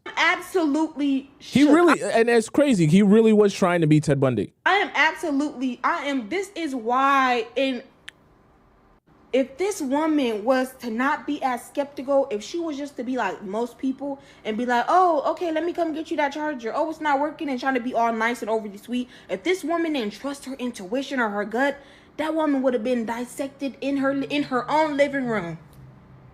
She would have she paved the way for him to do his nasty work in her own crib. She would have been dissected, laid out in her own living room. You literally invited the enemy in. Oh my God. And she's safe to this day. And obviously the man, something going on with that. But that's absolutely unbelievable. And this is just an eye-opener. Like this is, I feel like there's too many stories. Women, it's just, you gotta be. I don't know why this actually kind of gets me, gets me riled up. I don't know why, but this type of stuff, man. My daughter gonna be in my hip pocket. We should trust you me. You guys thought you was learning courses. My daughter gonna be learning the damn course every damn day. All right, but no, like in all seriousness, this is like a cautionary tale where you got to be thinking about like it's not. You don't have to think of love and relationships as, oh, I don't want to be in a place where I think everyone's bad and, think the worst of everyone because some people have a good heart and that's not what love is. But you have to realize that, like, this ain't a fairy tale. I know that it doesn't, sound good to say. And when we drawing on the whiteboard and I'm talking about all these strategies and how to get what you want, like it doesn't feel very lovey-dovey. It doesn't feel very magical or romantic, but you have to understand, number one, the person's happiness that you're trying to serve is your own, and you're the most happy when you're getting treated well. And number two, you have to be looking out for your own well-being and understand that in relationships, if you choose to be the person that says, oh, I don't want to learn about anything, I don't want to strategize, because true love is just going out and showing up as authentically you. That's, oh my God, I hate this. When people tell you, oh, but you don't do work, don't strategize for a relationship, just show up as authentically you. That's what true love, it's not. That's not how it works. Because in this world, there are good people, but there are also a lot of bad people. And if you don't prepare yourself for that reality, you can get played. Sure, some people might be in a situation where the guy that they date was Prince Charming from the very beginning and they never had to worry about anything and they just were able to show up as authentically them and everything got taken care of, but that doesn't represent the majority. And just because one person wins the lottery, that doesn't mean that you're going to win the lottery. And that doesn't also mean that you should quit your job and just keep playing the lottery because your friend won it. All right. That's not how that works. So I say that to say strategy is always important. Protecting yourself is always important. Making sure that you take care of your happiness and don't be worrying about what other people need, right, is so important, because when you're less willing to be a people pleaser, less people can take advantage of you. Sorry, it just gets me really upset, this type of stuff, right? Be with someone who chooses you every day, not just when they're in the mood for you. What is this push and pull situation that we're in? I don't like that. I want to be able to see you. I want to be chosen. Did you choose me yet, or are you confused? I don't want to be with you when you're in the mood, whenever you're in the mood. I want to see you now. I like you. I want to be with you. I want a relationship with you. What are we doing from here? How are we going to move forward from here? I don't want any more confusions in my life. I'm done. I'm tired of being confused. So again, be with someone who chooses you, not just when they're in the mood for you. Be with someone. So that's part of, I mean, obviously easier said than done, but that's part of, what we talk about is getting clarity from men. We literally talked about that today, getting clarity from men, understanding first if they have clarity in their own life, because that'll tell you if they're going to give you clarity. Trust you, me, chat. A man who don't have clarity in his own life will not be able to provide you with any sort of clarity. And anytime you're in a relationship with a guy and you're feeling confused about where you stand or what things are, that's immediate grounds for termination, so to speak. Meaning you don't need to be spending any of your time invested in a man who can't be clear with you about how he feels and what he wants and what he expects. Because all that confusion is going to leave you in a place where you find it very difficult to be in your feminine energy. You know what I mean? Right? All right, let's do a few more. We'll do a few more. We got time here. We hanging out. Okay, we'll do a few more of these. I had some queued up here. Let me just refresh. My little light's in the way. Okay, let's do. Oh, that's me again. We don't want to see my face anymore. Let's go on to. There's this one here. We'll do this one. Let's do. Is this one of those? It's one of those. When we gonna stop acting like being bitter is not like perhaps human emotion? A motherfucker be like, man, my baby mom's so bitter, man. She just mad because I sold her hopes and dreams, proposed to her, then got her pregnant. As soon as I got her pregnant, when she got to the terms where she couldn't abort the baby, that's when I started dogging her up. That's when I started cheating on her. That's when I started testing all these women. That's when I blacked her out. So then when the baby was born, I missed the birth, but that's because I got caught up in some shit. But it's all good, though. That don't mean you block a father from his life. Then she didn't get a baby my name. I don't care if I wasn't there for your whole pregnancy. It is what it is. That's still my baby. The baby wouldn't be here without me. So then I went over her house unannounced, kicked her door in, went through her phone, even though we not together no more, blacked her eye, left for 6 weeks. I ain't try to call my baby. I'm mad. She got to sit with that. She got to deal with that. But when I finally did try to reach out to my baby 6 weeks later, after she had been calling off my baby iPad, she ended up blocking me off my baby iPad. I don't care what we got going on. I don't care what I did. You don't block no kid. You don't block no kid from their dad's life. All right, so boom, I get a new girlfriend. Then she asked me, can I go half on her for the baby's first birthday party? I told her I can't because I got some other shit going on. She get on Facebook a week later and she see up my girlfriend baby that's 2 years old that I only known for 2 weeks, Disneyland tickets, and posted up with a family and match her PJs. Man, that bitch bitter. Listen, I'm talking cranberry bitter. Hell yeah, I'm bitter. Because when we gonna stop acting like...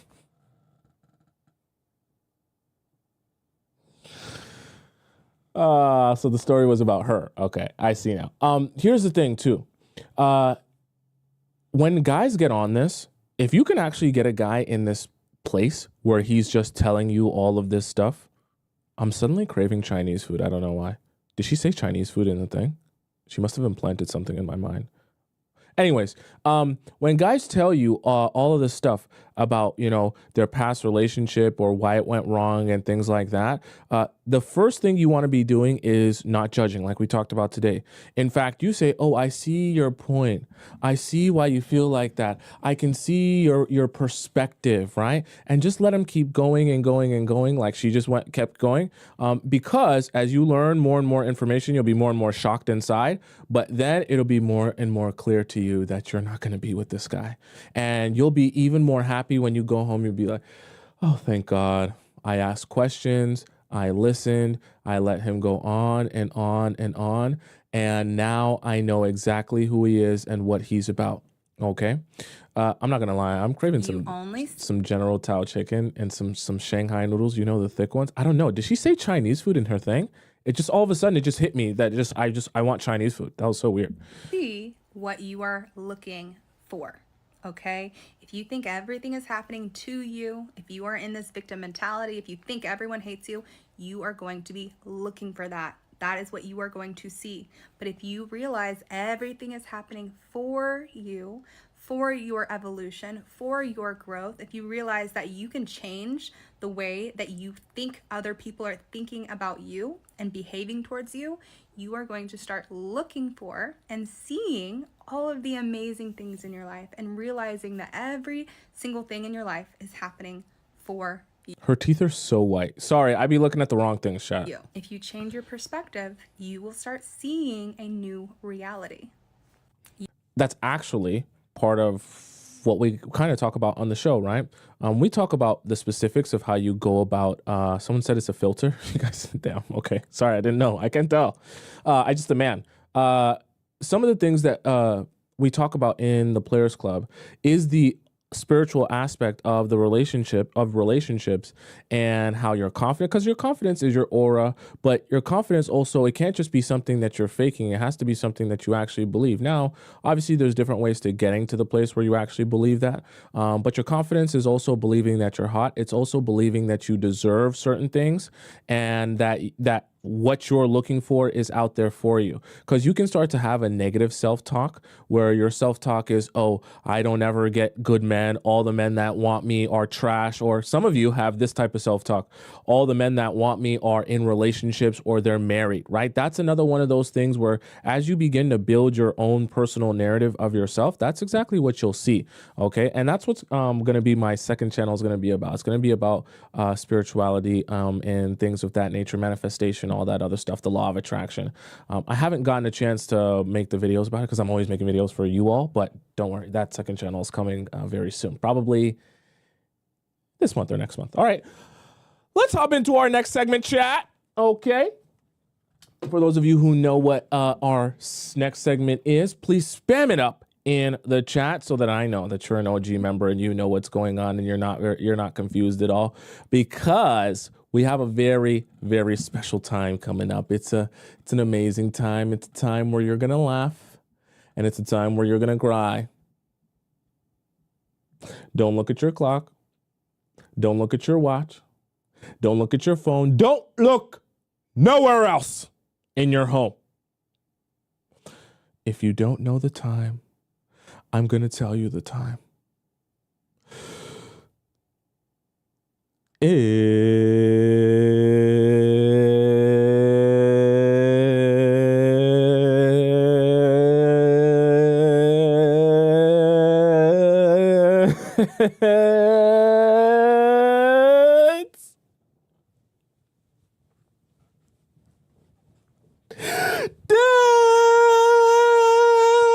Discord time! Enough silliness. All right, chat, let's hop into our Discord segment of the show, where we'll be discussing your relationship and situationship problems. Now, I'm going to explain to you how you can send in your questions so that you're not confused here. So in Discord time, you can send in your question one of three ways. The first way is by going into our free relationship advice forum, where you can ask your question, and it's on a first come, first serve basis. And you can see here, I have other highlighted questions, and I have to get to those ones first before I can get to yours. So we got to keep it in order here. All right. So you're probably, if you send in to the free section, your question's not going to get answered for a couple of days. But if you are impatient and you don't want to wait a couple of days for your question to get answered in the queue, you can also go into our premium relationship advice forum. Okay. Now, the premium relationship advice forum, the way you get in here is by donating to the show first before you drop your question in here, right? And these links are available in my TikTok bio and the link in my description on YouTube. You go to where it says, when you click that link, you go to where it says Premium Discord Relationship Advice.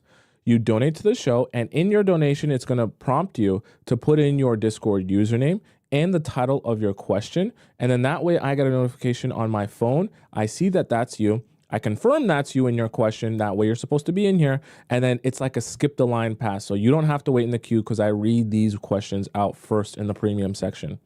Also, if you want to ask me a question, but you don't want your information to be on the show, right, for everyone to see, you can also ask me a private relationship question. That link is available in the Discord. It's also available in the link in my bio on TikTok or the link in my description on YouTube. You can ask me a private question. You send it to me, you send it in your question, type out as much you want to type out, and then it goes to me. No one else sees it. I respond with the voice message, usually around 8 to 10 minutes. And then I send it back to your email, okay? No one else reads the question but me. So you can keep your information private if you want. All right, let's go into our first question here, which comes from Happy Bunny. Okay, I hope you're still happy after we read your question. How things went down. Hi, Tomisin. I'm 25 and the guy is 26. Matched with him on Bumble. Nice. Because he writes fantasy. You matched on Bumble because he writes fantasy? Okay. I wasn't responsive because I wasn't attracted and he's overweight. So how does this work? Okay. I was busy with work, gym, pole, and what do you mean pole? What type of pole? Pole and book writing. Pole and book writing? What is that, chat? I don't know what that is. He double texted and asked me out. He was funny and conversational. He's a fantasy writer, okay? Would stop talking while staring at me, on the date, and say he got distracted. I found it cute because he was also nerdy. I thought you, okay, so now you're attracted to him? Okay, he's got Riz, I guess. He didn't tell me he played lots of video games because I mentioned I didn't like it. Oh, so he hid that from you. This is why I say the person with the most information wins. On dates, he was a gentleman and said he knew who he is and what he wants, an open book. He was obsessed with me and his friend said he was simping bad. Okay. He told me I was one in... Sorry, I'm not laughing at you. It's just a corny line. That's all. I was 1 in 7 billion. A strong yet sensitive woman who can do amazing things and genuinely motivating. Brought me flowers and wrote a poem. Once he mentioned he was looking for someone who didn't need him because his ex was clingy. She then wanted an open relationship after 8 months. Wait, so let's pause here. This is another one of those things that doesn't logically fit in, that logic train doesn't make sense. If the ex was clingy, why would the ex be the one asking for an open relationship? Okay. This is why I like the Discord. We're getting direct examples of how to, like, when you're going through situations, that logic train doesn't make sense. If his ex was the clingy one, then his ex would definitely be the last person asking for an open relationship. That doesn't make any logical sense. Okay, which should be sending out a red flag that either he's omitting something or he's completely lying about this situation or flipping the roles. And he liked how independent I am. He took my pics and posted them on his stories. He posted, okay, so how many dates are we on here? Because this is, okay. I went to his place on the 4th, so on the 4th date, oh boy. On the 4th date, he's posted you on his story. That's not natural. That's not a natural pace and timeline for secure, healthy, attractive men who get girls. Okay. I'm not saying everyone has to be a girl magnet, but guys who are healthy, sane, mature, they don't post pictures of the girl that they're on a 4th date with on their own story. That's strange. That's strange behavior. And he offered to give me head.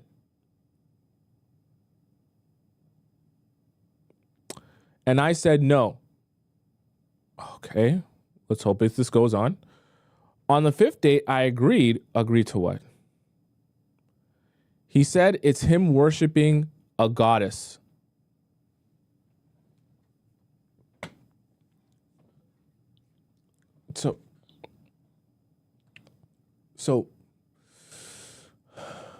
So you let him give you head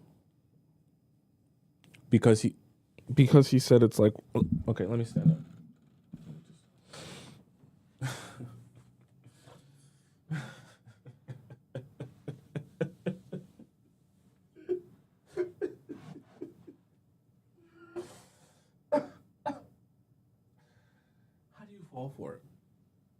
How do you fall for it? It's so stupid. It's so stupid. It's so stupid. It's so stupid. It's so stupid. It's so stupid. Okay. I mean, I didn't even get a chance to stretch. I don't have the capacity to stretch right now. It's BS, okay? Whether or not he really means that he wants to worship you, this is very weird behavior. And you can't agree to stuff, especially in the midst of this weird behavior. This is weird behavior. He's posting you on his story after the 4th date and then saying that he wants to, is this dirty talk to him? I want to worship you. Right? I get it. Everyone's into something different, but you don't okay the eating you out because he says he wants to worship you and that's his dirty talk. Okay. No pineapples at that. Okay. Still, that's not good. Still. At his house party, he sent me a voice message while he was high, telling me his friends said I was way out of his league and said we vibed like jazz and begged me to be his girlfriend over voice note while being high. Super romantic. Oh my God. I agreed on a beach date, but started noticing small changes. Example, you mean unwilling to drive, saying stuff in an unfamiliar tone. Once we were making out and he said he really wants to be inside me. But I didn't feel ready yet. It was awkward, so he set rules. He set rules? No intimacy for a month and no pineapples because he really liked me and hoped us would work long term. Huh? He just set the rule, the timeline on you. This is so weird. I'm confused. I'm very confused. I hope you can explain this to me. One night, he fell asleep before a planned call, which upset me. He apologized and said he was glad we were talking about this and asked me to always bring up concerns because he was never confused about his feelings for me. He's also a school psychologist for autistic kids. But in the evening, he brought it up and said he felt my past relationships were hovering over this one. Asked me if I was 100% ready. On FaceTime, I told him I didn't think it was a big deal, but felt he was using my past against me and backpedaled. Like he backpedaled? He explained it was on him. His anxiety, he takes meds, made him overthink. Okay. Still not a good thing because that he's blaming meds on his reaction and response. He said he values communication and he's going to do better to prove himself to me. Like worship you some more. Okay. We had pineapples a week later. So how many dates is this now? Because you didn't mention how long after the 4th date this was. Because he's so sweet and I fully trusted him. Let's see how this ends up. With time, though, he was less enthusiastic and often tired. Didn't schedule dates as often because he said he didn't want to burn out. Okay, let me let you guys in on a secret here. This isn't a thing. Not that you can't be tired or have things to do or be like exhausted, but if you want to be in a relationship, okay, part of being a mature man is understanding that investing in your woman, it's going to take some of your time and energy. So if you really want that woman and you want that relationship, you're going to have to put time and energy into that woman. There's no way around it where you can have the relationship and not invest your time and energy into that woman. So if he's so obsessed with that, he's so burnt out, he has no energy left to give, then yay, he just ain't ready for a relationship. Don't let a guy come into your life and tell you how he doesn't have time for you or time to spend with you or he can't do anything because he's so busy in his life and he's busy 29/80. If he has that mindset or that approach to a relationship, you just tell him, hey, then you just we're not on the same page. Because it's okay to be busy and it's okay to not always have the most energy or, have other things to do. But if he's in a mind state where he just, I can't hang out with you because I don't want to burn out. I can't invest in you or spend time with you because I don't want to burn out. Brother, that's what a relationship is. You're going to have to invest time and energy. He also seemed annoyed when I brought up his ex, another horrible sign. 1 week, he didn't plan a date besides coming over to watch movies. Then I thought he wanted to worship you. What happened to that? Then he was sick. I brought his fave food over to see him. That Saturday, he had a party. What happened to him being sick? He's not sick enough to party? Okay. And I had a few drinks and I was a bit cold to him. When he tried to initiate pineapples at the party, I started talking about how I felt his change. I was being candid but calm. He said he didn't change, but everything I said was valid and he was internalizing it. Okay. I told him how happy I was in the beginning, but now he wasn't meeting my standard. And if he only enjoyed chasing, you asked him if he only enjoyed chasing. He suggested to go see a movie the next day. Once again, I tell you guys, avoid passive experiences. You're not going to learn anything about the person, and it's not real quality time. In the morning, I left his house.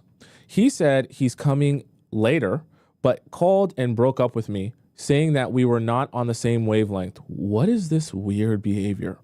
I guess we'll find out. I was shocked and asked to talk in person. He agreed, but then texted me he's not coming over. Said his feelings were clear and having a flashback to his prior relationship, and we were both not ready for a relationship. Okay, so this is where you have to start putting how things don't make sense. How was him, and his ex not ready for a relationship when he said that his ex was the clingy one? Wouldn't the clingy one be the one most wanting and ready for a relationship? How does that logic make sense? You can't be clingy and be the same person who doesn't want a relationship and actually wants an open one. A lot of stuff's not making sense here. Okay. I said, could we have another call?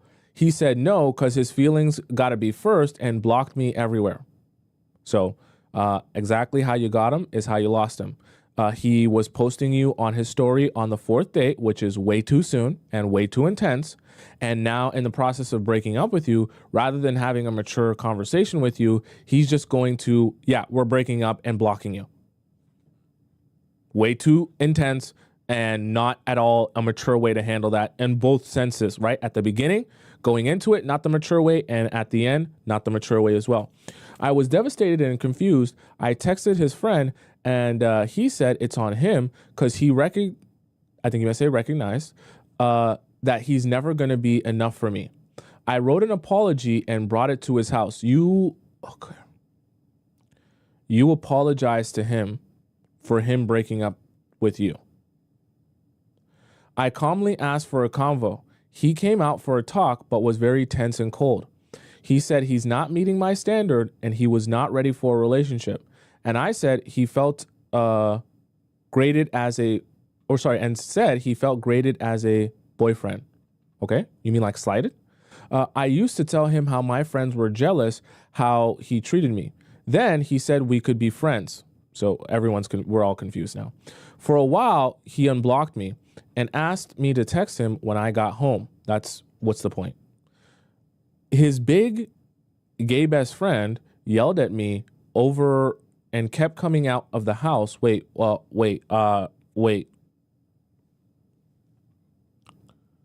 His gay best friend is at the house with him and was coming out of the house to yell at you to make sure you were leaving.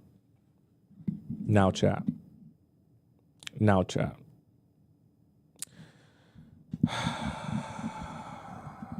Do I have to say it, class, or no?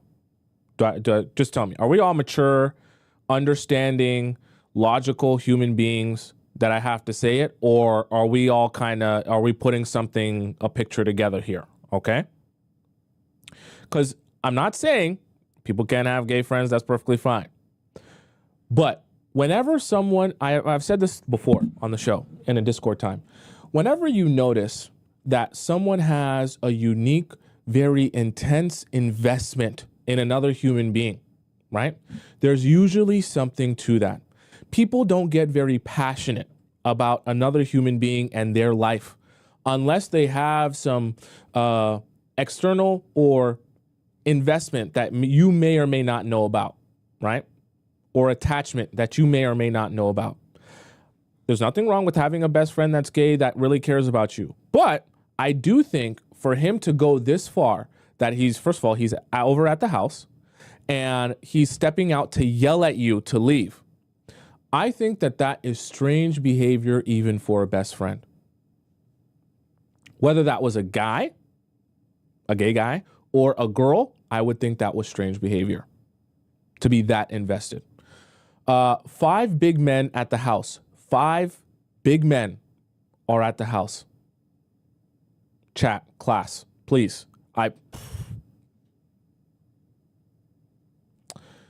He came to my car and asked me to leave immediately and showed me the phone where someone dialed 911. I was very confused. I texted him when I got home and found I was blocked again.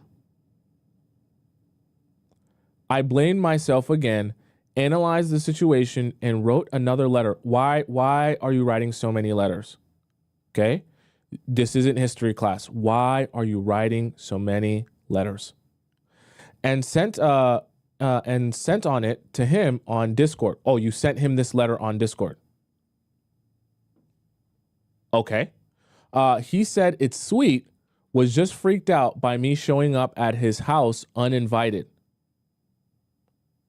I'm not going to say that. And said we could be friends, but needed space and time. I couldn't understand how he could be so cruel after asking me to open up to him and had my trust. I don't know what my question would be, but I hope listening to you analyze the situation could potentially help me. After 4 months, I'm still haunted, right? For burnout, he meant like things he wants to pace it, not burn out so quickly like his prior relationship. So kept like the frequency of dates. Okay, so obviously we don't have all the facts here, and I'm just making assumptions based on the information that you gave me in the small sample size. This strikes me as very strange, okay, for multiple reasons. We talked about earlier, I always talk to you guys about the logic train. And I talked to you guys about how if the logic train doesn't make sense, there's more to the story that you're missing. One of the big clues at the beginning earlier was that of the logic train being weird or off, he talked about his ex being clingy, a woman ex being clingy, but she wanted an open relationship despite her being the one that was clingy. That doesn't really make a lot of sense. Let's even go up here and see if we can find it here, right? Okay, right here, right? Once he mentioned he was looking for someone who didn't need him because his ex was clingy. She then wanted an open relationship after 8 months. That doesn't make a lot of sense. Why would she want an open relationship if she was clingy? But now, when we scroll down here and we talk about the fact that his big gay best friend was yelling at you to leave the house and there was 5 big men in the house, now I start to wonder, what was the purpose of the open relationship really? Was the purpose to explore? If so, what type of things were they exploring while being so open? Right? And what was getting opened up? Because I'm not sure that what was getting opened up had anything to do with his girlfriend's legs. I think other things might have been getting opened up, but maybe you guys just didn't have that discussion and he didn't want to be honest with you about that, because I think it's very strange when we add in the second part of the logic train that doesn't make sense, which is why is his gay best friend so extremely passionate about him, and the fact that he doesn't want you around to see him or speak to him, right? To the point where he's yelling at you to leave the house. And then the second part of that is, why are 5 big men at his house just chilling and relaxing? Not to say that he can't have guy friends, but this, in addition to the gay best friend yelling at you, is very strange to me. Because like I said, even if this wasn't a gay best friend and this was a guy, right? A regular girl, a straight girl, I would say this is strange. Because to come out of the house and yell at you to leave, right? Especially if you guys are just having a conversation about a relationship that just ended, that's not strange behavior. That's not weird behavior. You're not doing anything inappropriate. I get it. You came unannounced, but that's not a cause to yell at you to leave or things like that, unless this guy, this best friend, has a little bit more investment than you were imagining. Okay? I'm not going to accuse anyone of anything. because, we have no real evidence here, but I just think it's very strange. So to answer your question here, what do I think in analyzing this situation? I think there were some things about his lifestyle, we'll say vaguely, that he was not telling you about. And because he didn't want to or intend to tell you about these different aspects of his lifestyle, he left you with a story that made little to no sense. And he basically put pieces together that was telling you just what he felt was necessary to tell you, while leaving out the key elements of his lifestyle that would either maybe he felt make him look bad, or, that he just wasn't ready to tell you. Whatever the case may be, I think he left out key elements of his lifestyle on purpose. And that's why you were so confused with his actions and the things going on with him. I don't think that he broke up with you randomly. I think he knew why he was breaking up with you, and I think he knew what he wanted after he broke up with you. I just don't think he wanted to share that with you. So after I point out these couple of, key points here, I'll let you put it together, what you can make the assumption was going on there, okay? Without me saying too much, right? If you've been listening, you know where I'm getting to, all right? So that's my answer to you. Let's go on to our second question here, all right? So this one comes from Taylor Not Swift, all right? Is he my future husband? I'm going to be honest with you, okay? Hi, Thompson. I'm 29 and he is 31. We met through an uncle that is close to both of our families. He better not be your cousin. He's not your cousin, is he? He better not be. We live in different cities and that are 20 kilometers apart. Sorry, that's not very far. Okay, that's actually pretty close, right? That's right there. That's like a what? 20-minute drive? That's not that far. 30-minute drive. His family came to our city, talking, then having lunch at his uncle's house. Oh, okay. This is not your cousin, right? This is not your cousin, right? He came across as genuine but unempathetic, an unempathetic person, you meant to say, in general. Okay. No need for me to ask questions. Wait, what? That there's always a need to ask questions. He's just straight spilled all his info. Okay. How his life has been in the past, history of jobs and his exes. How he, How he is disgusted nowadays with women. So when you guys don't spell check, it always trips me up. Now wants kids, too materialistic, not that they don't want kids, they're too materialistic and they're selfish. He straight belittled women in another topic. He compared men and women. I share my opinion back and forth. Why? You're basically saying that he doesn't have the same views as me at all. At first, he was shocked. Please spell check. That I'm way more mature than him. Should marry a man that is more mature than I am. But after lunch, he's more interested. Wait, what? What? After you guys had lunch, what? And asked for my number. Why would you even give him your number? I told him I'm not a texter and to just call me if you want to talk. But why? Okay. Sorry to keep pausing. Okay, one, it's because of the spell check. But also, number two, if you just had a conversation with a guy and everything he told you felt like, oh, wow, he doesn't at all have the same mindset towards a relationship that I do, and I don't like the way he's talking or the rhetoric he speaks with, why would you even give him your number? Chat, class. Please do not make your only prerequisite to being with a guy or talking to him that he likes you, right? You can't just say, oh, I'll talk to any guy who likes me.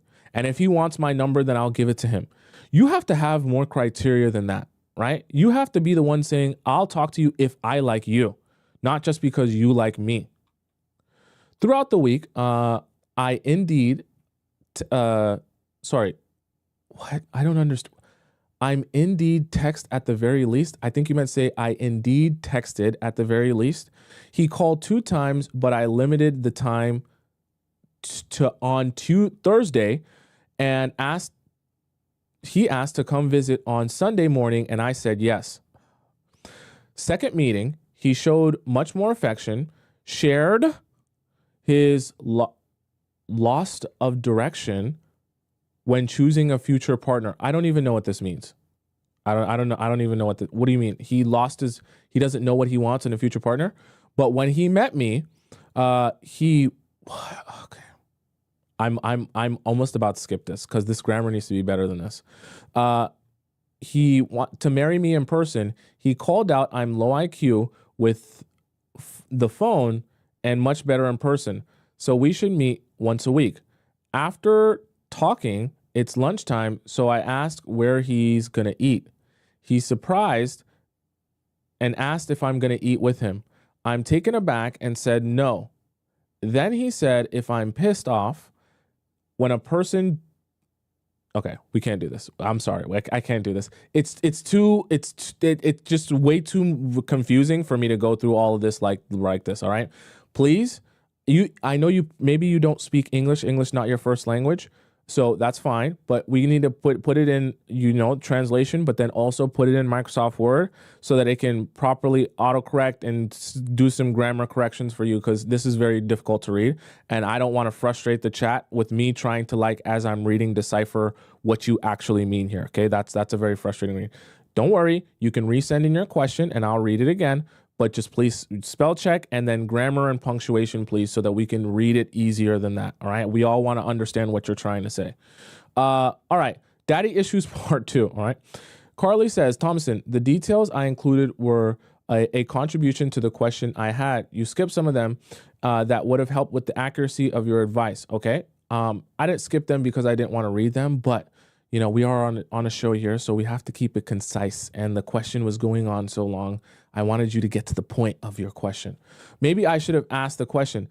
He had his heart failure since 2014 and had open heart surgery around the time I stopped communicating with him. You're talking about your dad. So Carly's issue is with her dad and not getting along with her dad and kind of being in an abusive relationship with her dad and going back and forth.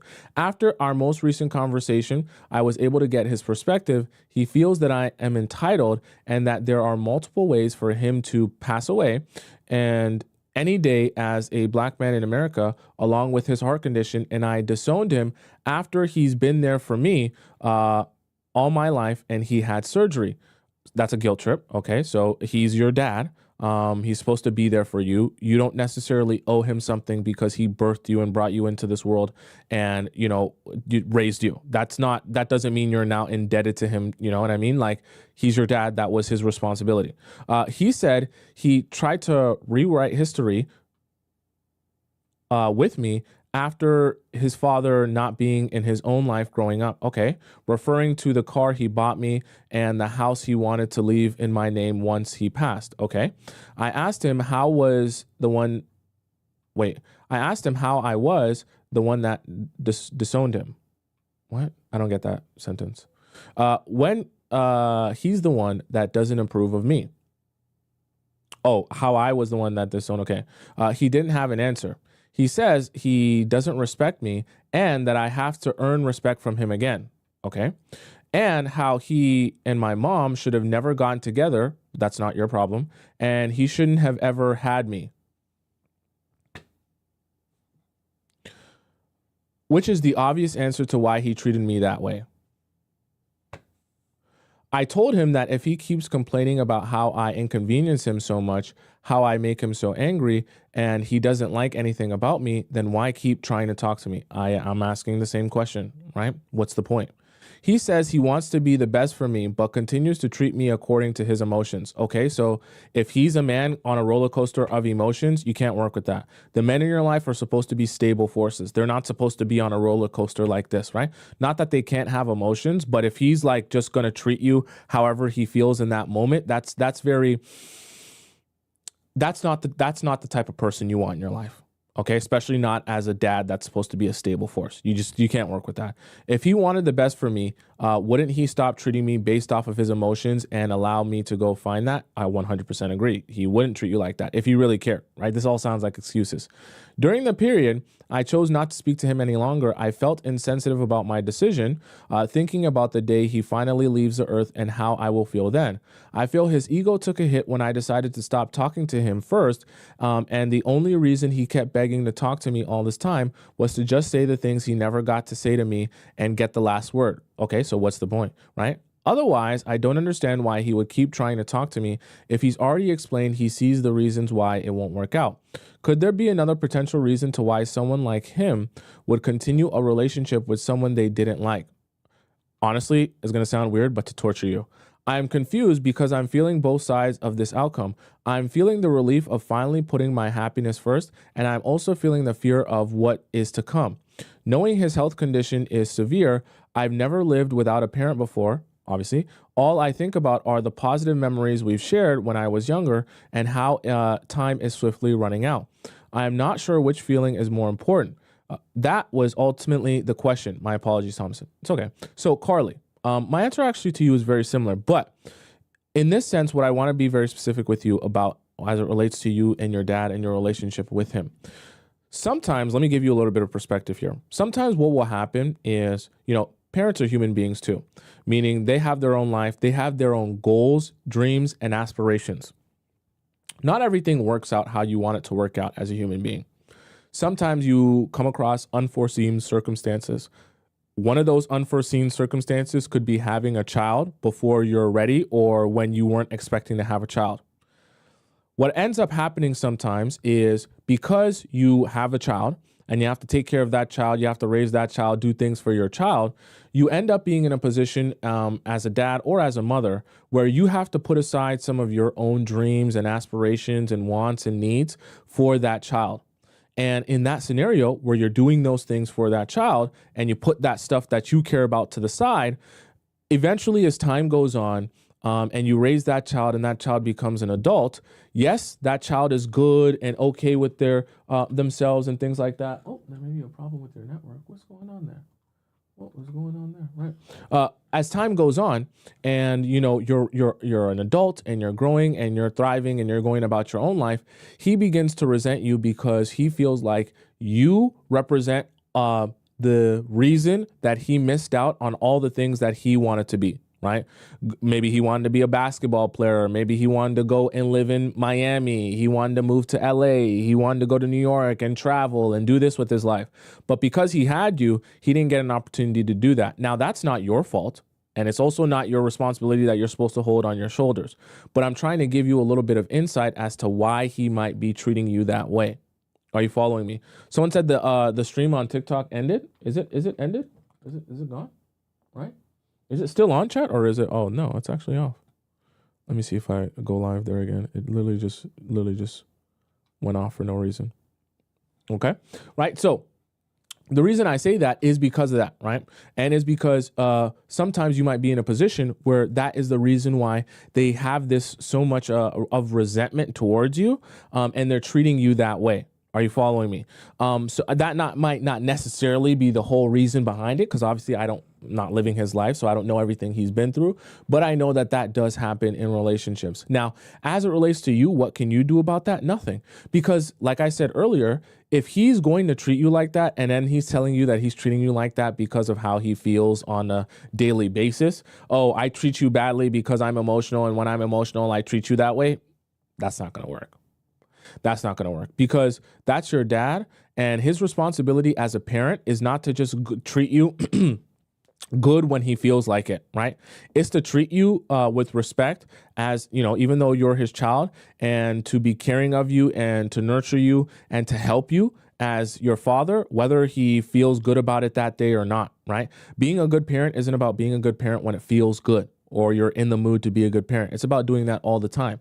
So if he can't do that, that's not your problem. But what you need to do then is remove yourself from the situation. Now, I know it's painful because he's having the health condition, but if he's trying to guilt trip you for having a health condition, but he still doesn't want to acknowledge his own wrongdoing and that he needs to treat you better, that's not going to work. Because he can't guilt trip you and say, you didn't do this for me, you didn't do that for me. And then when you say, but I just need these things from you, he says, well, I can't give you that. Well, then you guys can have a relationship, because just like any other two adults, there needs to be, a compromise there. If our relationship isn't working and we're trying to make it work, what are the things that aren't working for me? What are the things that aren't working for you? And let's come to an understanding. Okay. If we can't come to an understanding, then this just ain't going to work. Type of thing. I just restarted the TikTok chat there. Okay. Should be back on.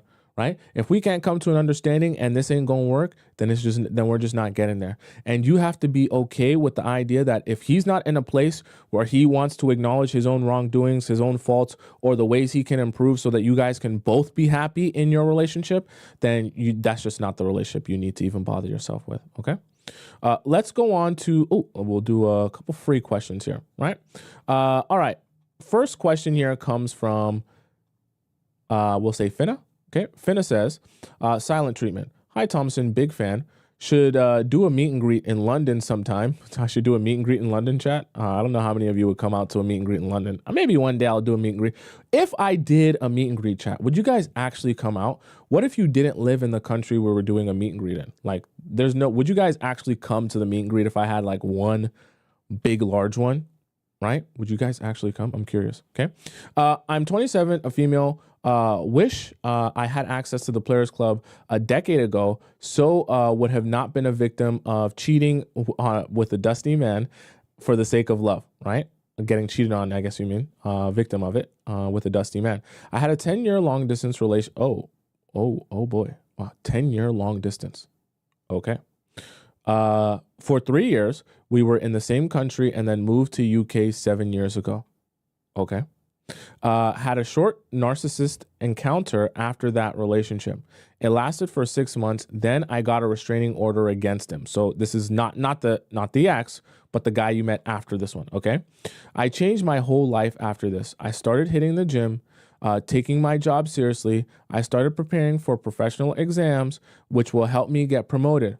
All this just to keep myself busy, and it worked. After all these traumatizing experiences, I have closed myself towards the idea of dating, so I don't even look at guys with such intentions anymore because of how things ended in the past. Always, always, always ended in the silent treatment. Okay. I haven't dated anyone since 2022, but there's a guy who I work with who has been giving me subtle signs that he likes me. He asked me on the work chat, that maybe we could go for lunch together on our breaks, to which I politely said yes, but never actually followed up in person.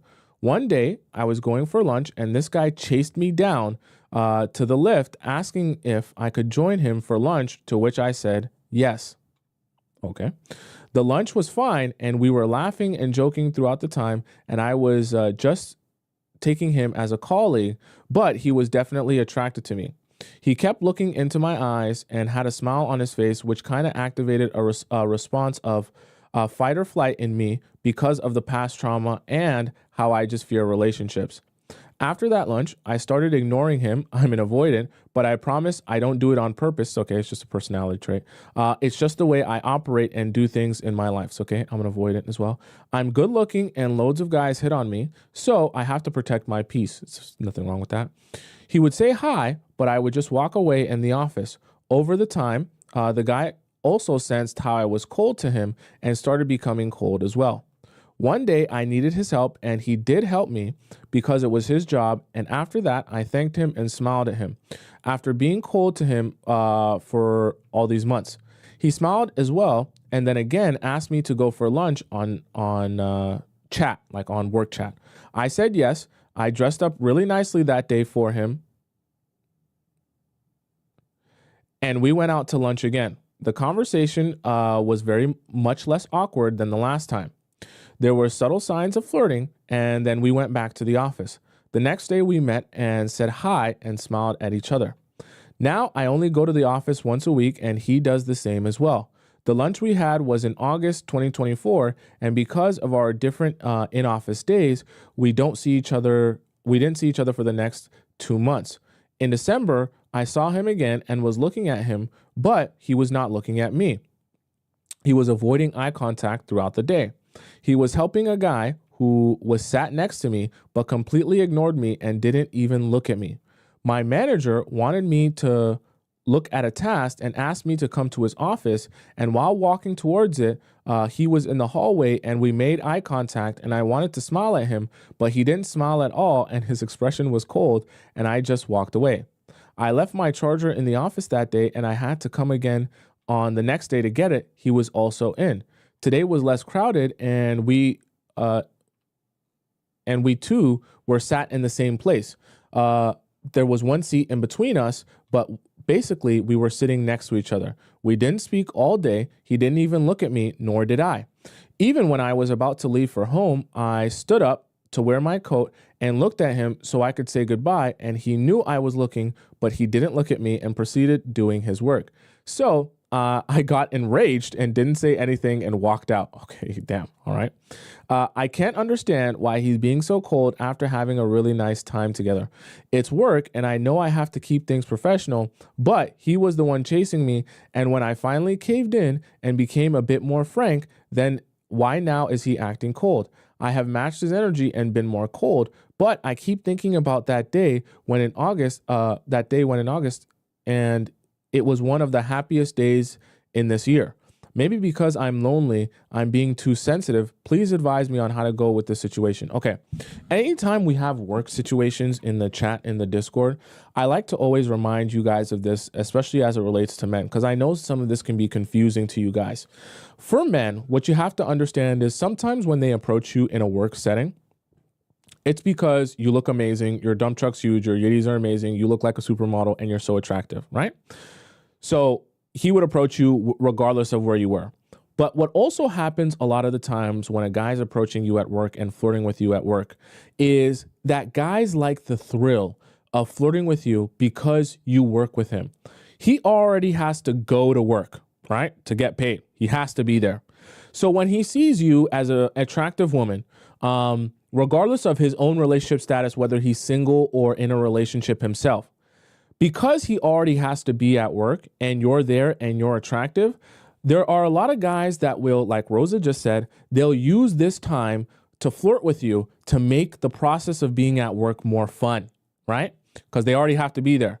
And it's nice and engaging to be able to just be like, oh, we're having a thing, we're flirting, we're laughing, you're attractive, you know, you're feeling me, I'm feeling you. And it's a way to keep work interesting, okay? I know this sounds horrible, but some guys will do this and they don't have actually any intention of dating you or building the relationship any further. They just like being able to flirt with you because they have to be at work anyways. And they might as well make that interesting by flirting with you and going back and forth with you.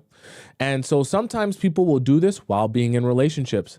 They'll do this while having other things going on, right? So he may have done this out of the thrill and then realized, I probably shouldn't be doing this, right? Which could be the reason why he began being cold. Or once he got the validation that he was seeking for after doing this with you and doing the flirty back and forth, he was like, nah, now I'm good, right? I'm going to move forward with my life, right? Either one it is, what I feel in this situation likely happened is that he just wanted the thrill of being able to flirt with you and experience that. And once he got that, he realized he wasn't that interested in actually building a relationship with you. You understand what I mean? And if it weren't for the fact you guys work together, he would have never continued to go on with a relationship with you. I mean, it's clear because now he's kind of being cold to you. So what is my advice to you and how should you proceed? You should proceed by doing exactly what you've been doing, which is continuing to be cold and just act like he doesn't exist. Okay. You're at work. You're not there to see him anyways. And if you do see him, you don't have to make a big deal out of it, make a big stink out of him by saying, I'm not talking to that guy, I'm mad at him. But you just don't bother acknowledging him. Don't bother looking his direction. Don't bother trying to get his gaze or catch his eye. You just go about your business, go about your work life and realize this, right? Realize this as well. If this is how things are already starting off and you guys haven't even slept together or gone on a single date, imagine how much worse it would be if you slept with him and then had all of this confusion going on at work with your feelings really, really involved. That should tell you that this is like, think of this as like a sign of the universe telling you, don't mess with this guy at work. Okay. Right.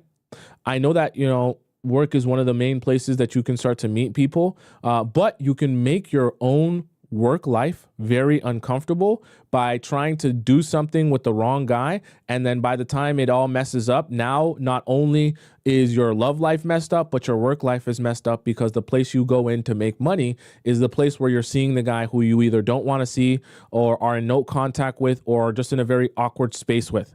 And now you've kind of effed your life in two ways. right? Like you've effed your love life, you messed your love life up, and now your work life is also messed up. I'm not saying that that necessarily would happen to you, and I don't wish that on you, but it's always best to like avoid a situation like that, especially, you know, with a guy like this that he's already showing you he can't sustain his affection or sustain his interest in you. That's already a recipe for disaster. So better for you to move forward and not even look in his direction anymore. All right. Okay, chat, that's the show for today. For those of you who have questions for me, feel free to send in your question, whether it be via private question or premium Discord question or even free Discord question. All of those links are available in my YouTube description or the link in my bio on TikTok. Okay. I know a lot of you guys have been doing the private question thing. I have more to answer after this, and I'll get to those as well. All right. For those of you who are on YouTube, TikTok, and you want to follow me on Instagram, my Instagram is just above my head, Tomisin_Tub. For those of you on YouTube, it's in the description below there. You can find my Instagram and follow me there. For those of you who are on TikTok and you want to rewatch the show, you missed some of the points, you want me to repeat the points, it's all been recorded for you, and it's on my YouTube channel, Tomisin Atobatele. Just type in my name on YouTube. It's on the top right corner of the screen for those of you on TikTok, and you'll be able to go into the live section. And when you get into the live section, you'll be able to see this live stream that we did and all the other live streams we did since the beginning of time. You'll have the YouTube and well, today not the YouTube, but you'll have the TikTok chat embedded in there. And if you're watching on the desktop, the YouTube chat will be on the side of the screen there, and you'll be able to see all the conversation that we're having there. All right. I'm here every weekday, Monday to Friday at, someone said Anna better be there on the next one. That's funny. I'm here every weekday, Monday to Friday at 4 p.m. Eastern Standard Time. And so I'll be here tomorrow at 4 p.m. EST. Got to figure out what time that is in your time zone. Until we meet again, arrivederci, hasta la vista, sayonara, ciao, salam, adios, bon voyage. And I'll see you again tomorrow at 4 p.m. Eastern Standard Time. Nicole donates $5 in the YouTube chat right here at the end. Thank you so much, Nicole. Nicole says, great show as always. Thank you so much. Thank you for your donation. I'll see you all tomorrow at 4 p.m. EST. Okay. I love you. Goodbye for now.